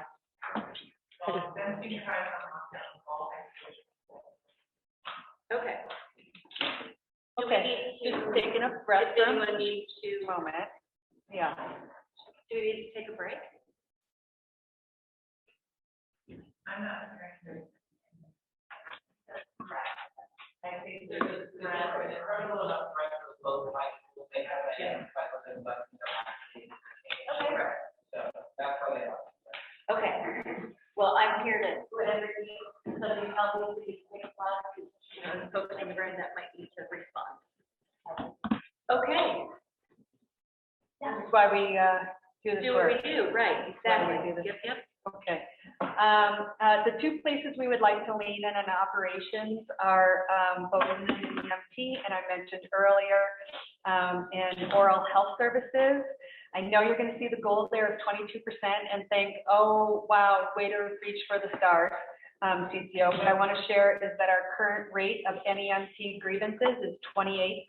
So we are seeking to improve and have a reduction here. And again, as we shared earlier, this work is also being done, worked on in the community, the CAC, Consumer Advisory Council. Thank you. And then I also want to share that we are the highest performing CCO amongst the 4 Pacific Source CCOs in this space. So there's no question there's opportunities and work to be done. This specific part of our covered services was tremendously impacted by the workforce. So any questions there before we move on to dental? I do have a question about that 70 people that you're training. Is that for all 4 CCOs? Or is that you are training? Yes, across all 4 CCOs. Okay, so 70 divided by 4. Depends on where The numbers. Yeah, where they come from. Currently, we're having a lot of interest in Central Oregon. So if you're a provider partner, send your Send your people, yeah. Central Oregon. Last is oral health grievances. We want to continue having conversations in this space. So again, less than 1% of our grievances per 1,000 members are related to oral health. For reference in this, about 6.5% Q1, just over, excuse me, not 6, but so we're going to go 0.65% Q1, 0.82 for Q2, and 0.58 for Q3, setting a target again of 0.7, which again is less than 1% in this space. But with the dedication and the work being done on dental and dental integration and the dental panel at the CAC last year, we felt it was important to call this out specifically and continue to address this in this space. Did I miss what the current baseline is? The third quarter was 0.58. 0.58, so we just want to stay. Yeah, but we've been 0.82, 0.65, so 0.7 being our target. Do we have any idea what the statewide across all CCOs? Benchmark by region. Let me find out what that is. And this is probably going to be a consistent theme. Thank you all. I know that went much longer. I appreciate the discussion. I will do some homework and be back with you unless we're able to pass it now. Well, you And can or say both. we are interested in your presentation and the information that you're sharing. So thank you for being open to the conversation, to the questions, and just sort of the refinement, and just really appreciate it very much. Thank you, good job. Can I just take a minute to clarify next steps on this? Kind of, Sure. what are we doing by when? Just, I think, so my take would be that we will come back with kind of that target actual gap. Because then that starts to speak to what are the actions that we want to undertake to close the gap, right? Yeah. So we feel we owe that, and then that clarity of numerator, denominator, how are each of these measured? And some of these other some of the conversation kind of filters into, you know, is this a really good measure? Is this not? Are there flaws in this measure? Are these the right measures? Leslie and I were just having a quick conversation. If we needed to do a bounce in February again, and even confirm these kind of in the March timeframe, that feels okay. We don't want to get too far into the year, but we also want to get this right. And so I'm just throwing that out there for the board's consideration, that if we do this work and it comes back in February, it might be ready for, cool, those are they, let's go. But if it even needs one more bounce into March, I don't know if that's a deal killer.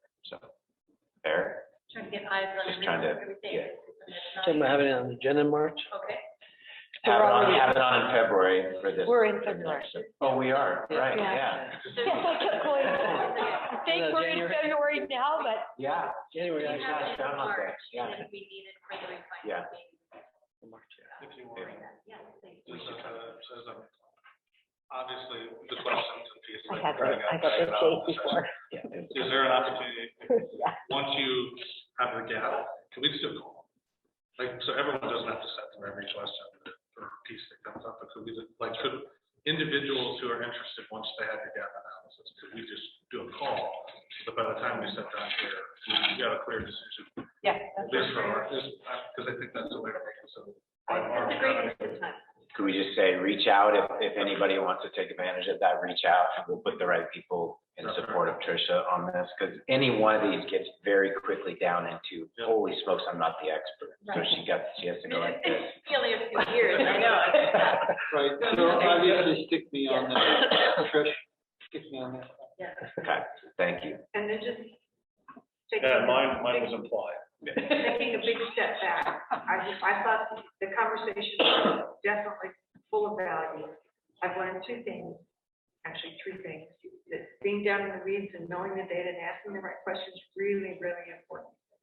Number two, I've learned that actually your measures are responsive to CAC, and I think that's the positive message to send back home to CAC and look at one, not first, not the last, but one example of how the improvement in our relationship and the intention and the seriousness of our work together and listening to our members is important and demonstrated here. And the third one, right out of my brain. Gone. When it comes back, we'll be ready. I want to hear it. Okay. Yeah.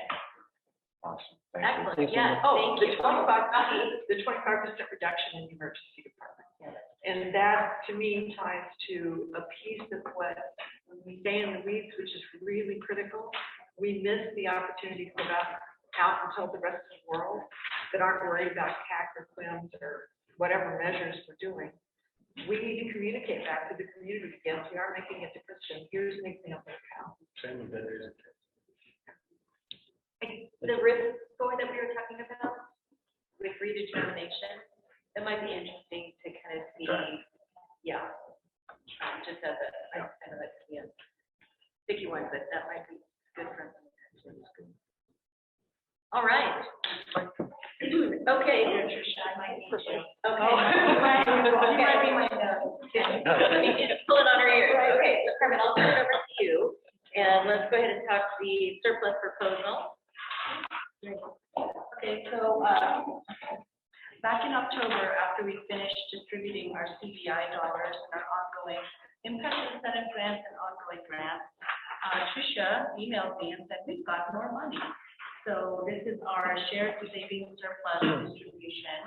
And I really leaned in with Rick and with Janice to say, how did we do this before? And took a look at the process of how Donna went through this in 2021. So just to go back in history on page 20, there was a surplus at that time for behavioral health, $4.1 billion. And there were some broad requirements and proposed guidelines that, how can we affect the community region-wide? The prohibited factors around it was that we couldn't cover it for covered benefits that were existing or any kind of physical infrastructures. And there was a date that all of these dollars needed to be spent. And so the proposed guidelines at the time were focusing on areas of need that represent underinsured and insured and health equity funds space. And how can we do an investment where it's not just a fixed dollar amount, but it's something that can be invested over a period of years. Also addressing the need across that entire lifespan. So what happened was the investment went to, on page 21, went to 4 voted recommended organizations and programs. The first one, which is really COSA, which is Central Oregon Suicide Prevention Alliance. And this is the piece when we start looking at upstream health. I actually went to their progress report with Miguel the other night. They now have a program across the school districts in terms of really reducing suicide prevention in schools. So that's where these dollars are headed to. And as you know, a lot of these community-based organizations, school districts, wherever this money goes, it takes a moment to actually put these programs together. And actually, Whitney really helped in developing that program for COFA. But when you look at their spending dollars, the dollars have not gone out the door yet. And so they're actually asking for an extension of those dollars, and rightfully so, because they want to do it right. Volunteers in medicine, I believe it's about 25% in their chat. She said that for, and then Janice, the older adult behavioral service program, the spend is about 25%. And I don't know if you want to quickly address and highlight this. Well, we were super challenged by the hiring difficulties trying to find people who had life insurance. The goal we have over those programs, so the dollars are to double the size of that program.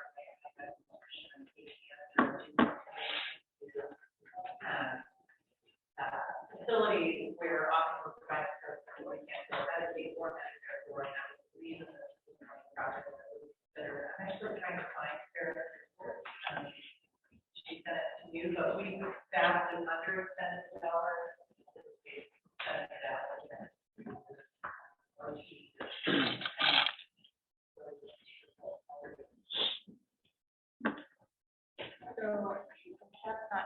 And then we also are reaching out to Central Oregon Veterans Outreach, and I believe a lot of that investment was to leverage their new veterans village. So I'm waiting to hear back from them as far as if they have expended any of these dollars at this time. And so in taking a look at this, we have on page 22, there's an opportunity. We actually received these dollars for shared savings surplus for the 2021 calendar year and to spend before the end of March. However, graciously, thank you, Pacific Source. They have extended the expiration date to June, the end of June 2023. So the available funding at this moment is $2.4 million. And during our contract negotiations, not our Pacific Source and the providers, there was an expressed need to elevate the pedal clinic and the support of that. And so, Sandra, are you online there to speak about the pedal clinic and just give some background? I am. I'm pretty humbled to be here, and I think I know a lot of you, so I won't bore you with the 17-year history, but the pedal clinic was developed to really meet the need of children and youth with special healthcare needs in this community. And we've grown from an N of 1 psychologist to we are now 5 neuropsychologists and a developmental pediatrician, thanks to all of the support in this community. About 60 to 70% of our patients are on Medicaid, and we have about a year waiting list. And not unexpectedly, we are kind of caught in some challenges for our health system. So we are all working together, the health system, community stakeholders, and Pacific Source to figure out how to position pedal for kind of stabilize us now, and then how to kind of grow and expand us, because a lot of these kinds of programs, and we are primarily right now an evaluation and diagnostic program, but we really do take care of kind of the highest acuity children and youth in our community. So that's really it from a high level perspective, and I'm more than happy to answer questions.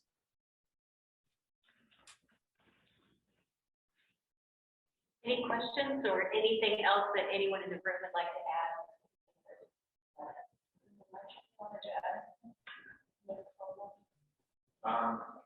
No, I think Sandra covered it pretty well. I think for the financial challenge that St. Charles has right now, and we're just evaluating all the services we provide. So for I don't know about this.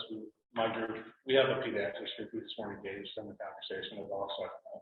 But I think you go with the supporter, so if they are, makes sense. I'm sorry, wasn't part of the conversation, so I don't know what the proposal is besides.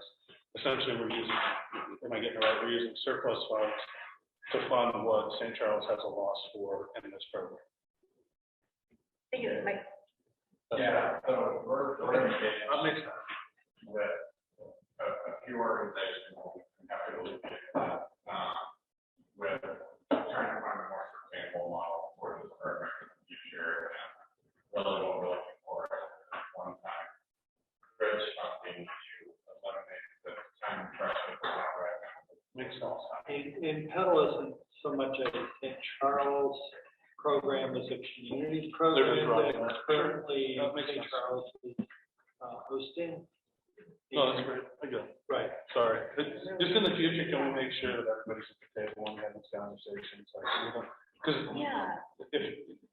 And so also part of this is coming out of the contract negotiations for the global budget, and we chronically have a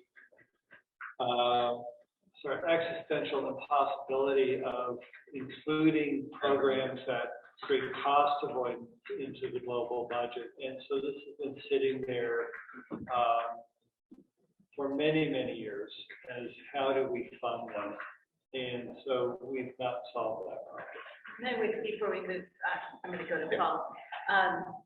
I want to make sure that, so this, as you stated, is a hosting sort of question, and there will be further discussion about what that looks like.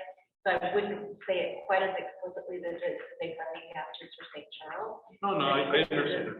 Yeah, it's But I a great also- clinic, it's a great service. I would also say that I don't know, it's been ongoing for a while, and I would welcome the conversation to include Summit so that there's an opportunity for exploring how there could be a benefit in that too.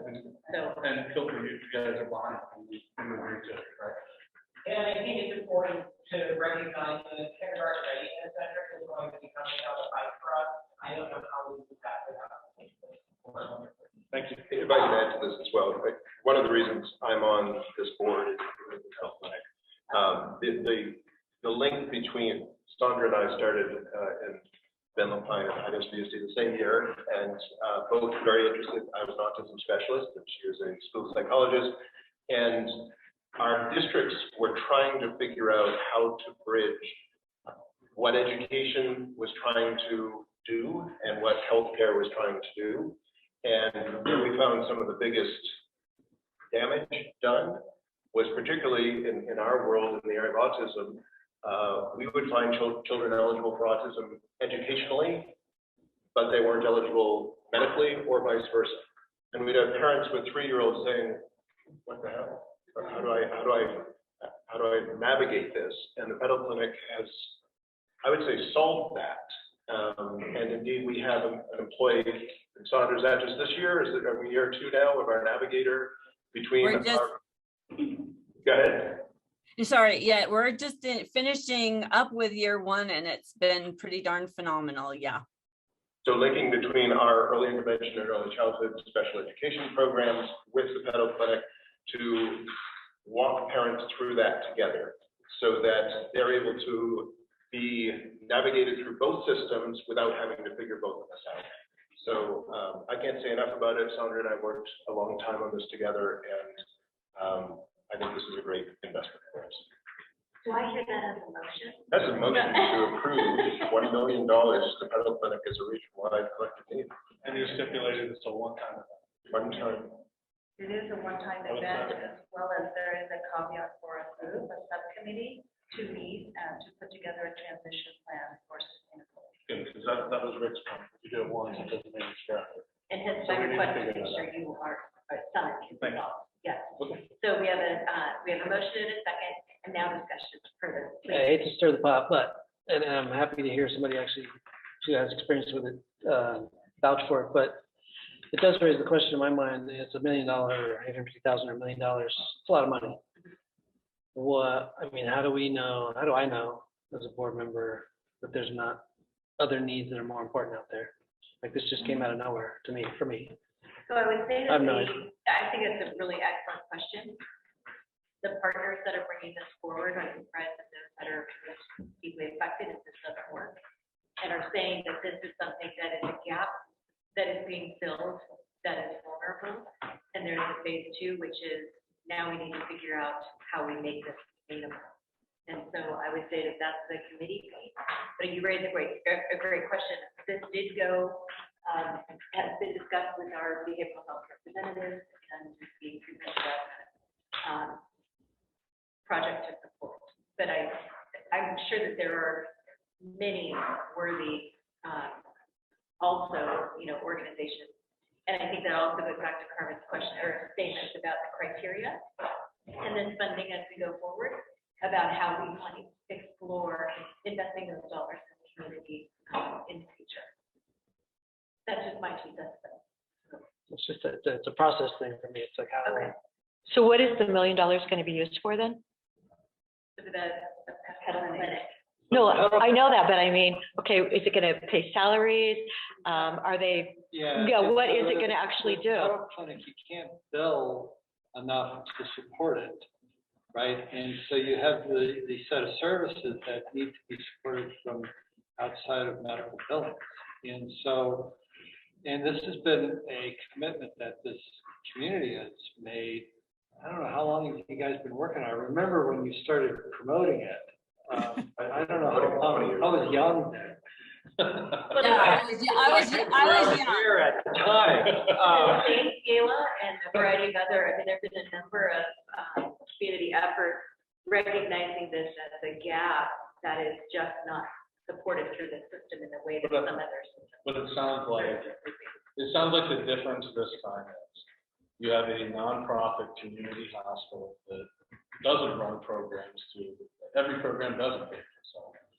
And given the financial challenges that the system is under, this is an opportunity for us to help close the gap for 1 year while the rest of us get together with them too. We all get together and we figure out how to make it sustainable for this issue. So it's kind of in response to the current situation. And it is, traditionally, it's been the role of that nonprofit entity to provide this as a community service. And they've done that for years and years and years.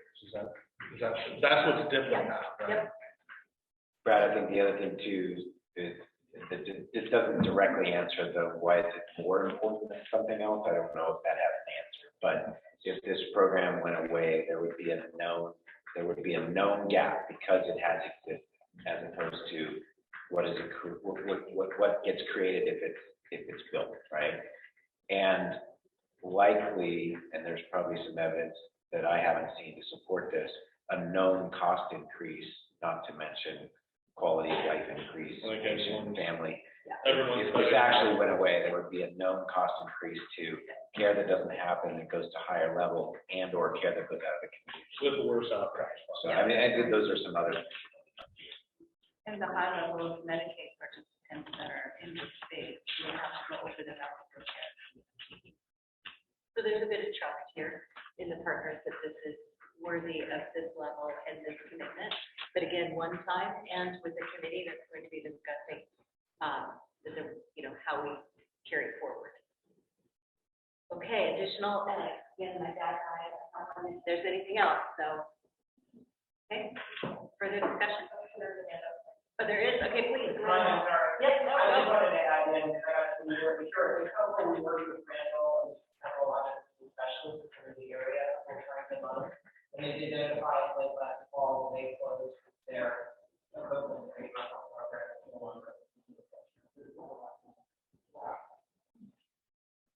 Well, I don't know if it's helpful, but I think there's a concern about hearing it. My understanding is this came to contract negotiations with the invitation of those programs that were eligible to ask for funding. So this was not just a runoff, it was one of several that probably was presented. And there was a basic process that was signed by members of the subcommittee of this group. That's how it got here for discussion originally, and I think there are bigger questions about how. So there was a legal method, it wasn't just random, we weren't just handpicked as a favorite program. The more transparent that could be, the better. Yeah, agreed. Yep. Okay, further discussion? All those in favor? Aye. Anyone opposed? Okay, excellent. Great. Well, so that's great. The second part of this is discussion that's left for the $1.4 million from the shared savings service. So there is an opportunity for us to lean in on maybe a developing behavioral health work group, putting some multi-sector joining of substance abuse and housing. And so what is the opportunity for us to put together a process using the same guidelines as before, and then putting a recommendation hopefully before the end of March in terms of how we would like to put that $1.4 million forward. I would just like to throw out there two things. One, the money came off of a behavioral health surplus. And I think it would be great if we figured out how to get more behavioral health FTE who work in Central Oregon. Is there any model in which we will begin paying LCSWs to coach social workers who want to become LCSWs? The requirement for the coaching is excessive. 2 years. It's free hours. It's 600 free hours that someone has to either talk someone into teaching. But is there a way to pay those people so that they don't have? I think we have a lot of people who might consider going the route of being an LCSW or whatever. Like if there's a way to, I'm just saying, is there a way to reinvest in trying to get, whether it's paying the licensing fees for these people or part of the schooling or something, but can we reinvest the money in trying to bring up more FTE I think that part of the question is Yeah, that's what I'm saying. considering some Throwing it of out. these ideas, rather than having us strategize those ideas today. Oh, I'm sorry. It's okay, I'm just wanting, My bad. I know I'd be hard pressed to find a meeting where I've done a worse job of managing the agenda than time. Probably. So I'm trying to condense this down here to our thoughts. I hold that thought, because I Yeah, think that's the question. Do we want to be able to have that opportunity for further refinement in the future? Is that correct? Okay. And it sounds like a yes. I just don't want to do another round of, 55 proposals come in, we don't really know what goes on. We know where- Oh, yeah. Thank you. Heard, and I think Do that that. we learned a lot. Sometimes I don't. Okay, Carmen, did you get what you needed from that? Okay, wonderful.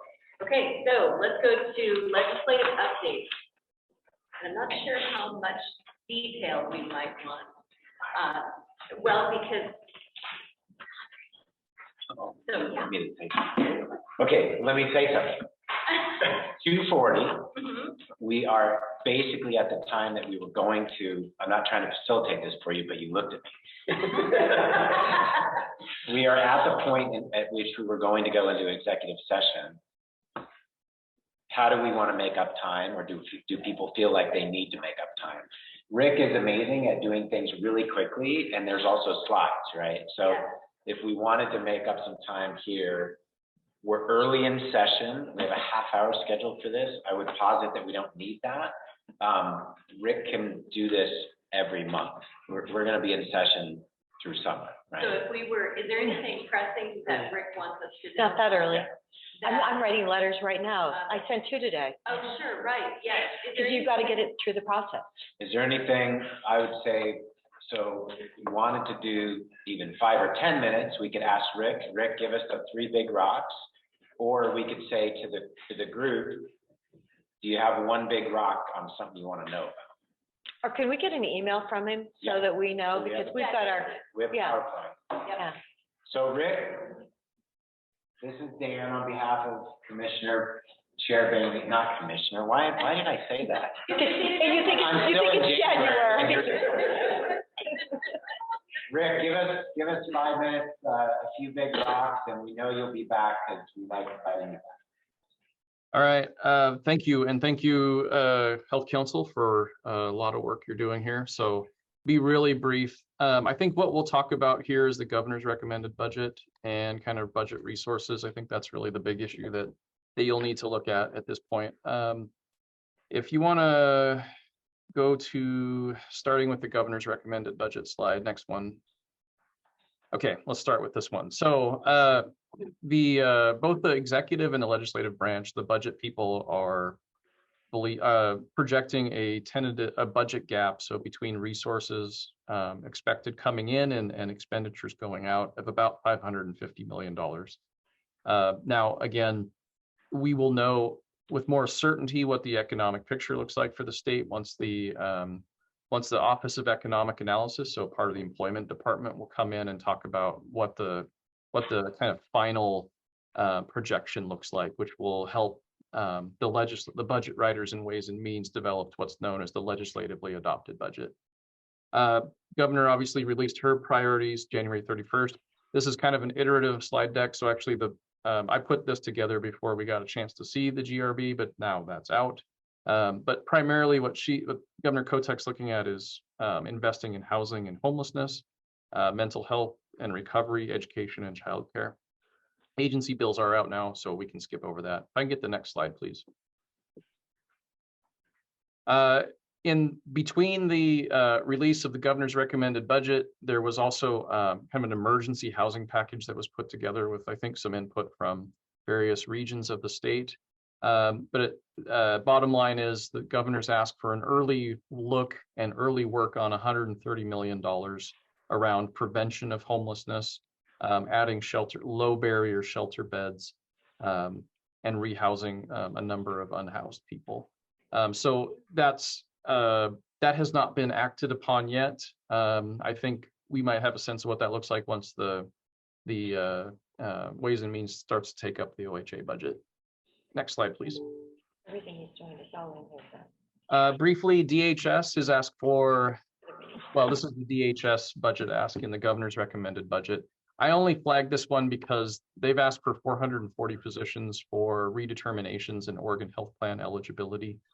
This is actually up from a request they made in 2022 of about 326 FTE. So this is going to be crucial, though, in that the one system really. That's a lot of people. It is a lot of people, yes. But so what DHS says is that actually brings them up to kind of a middling standard of service.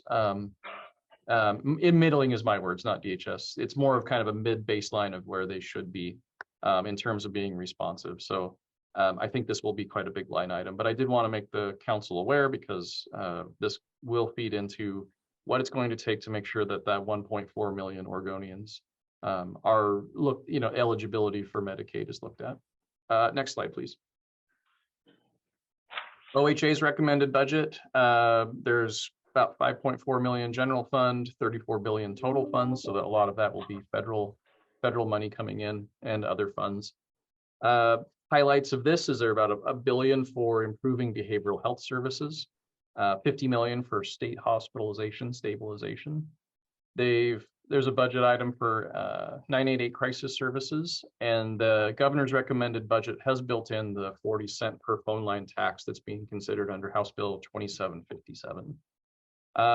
Notably, the governor has recommended almost all of the Article, I want to say 11Q bonds, which are a constitutional bond for real property development for housing purposes, which is leaving out a lot of the universities in their work. I'm sure you probably read about some of that in the bulletin. Medicaid waiver, 128 million general fund and 847 million federal funds coming in. This will actually take and operationalize those pieces of the 1115 waiver. So continual eligibility, eligibility for children from 0 to 6, and some of those other pieces, those significant pieces that were part of that waiver. Next slide, please. OHA also asked for $500 million for Healthier Oregon, HOP, Healthier Oregon People, I believe, which is actually cover all people under the statute. But this would be for covering folks that would be eligible for Medicaid, but for their immigration status. They've asked for $3 million to implement a basic health program in Oregon. So this would essentially be the filing of the blueprint for CMS under Section 1331 of the ACA, which would allow the state to set up a basic health plan. I also want to call out the $5 million for the universally offered home visiting system, which was put in place by Senator Steiner Hayward in Senate Bill 526 back in 2019. So this would make sure that all Oregon counties had home visiting for newborns available.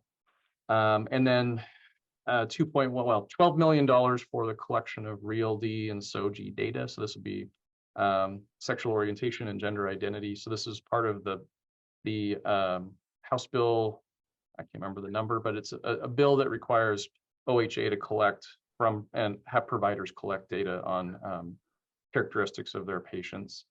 I think the next slide might be getting into can I get the next slide, please? And then finally, I'll leave you with this. We'll talk next month, but housing and community services got about $400 million asked for homeless emergency response efforts. I think some of the 130 million might be part of that bucket. And then here again, I mentioned with the bonding, OHCS would administer essentially that $900 million request for those Article 11 bonds. They're called LIFT bonds for affordable housing construction. So this is just the start. Ways and Means has to go through the entire request, has to deal with lobbyists like me. Well, not quite like me, but we'll be asked, have to look at all of the budget picture and see what the legislatively adopted budget looks like. Though I suspect that prioritizing Medicaid will be high on the list. So I don't think I have much more time than that. If there's any questions I can't answer, please do. But I think maybe we'll just plan for maybe more fulsome briefing on legislation next month. Excellent, thank you.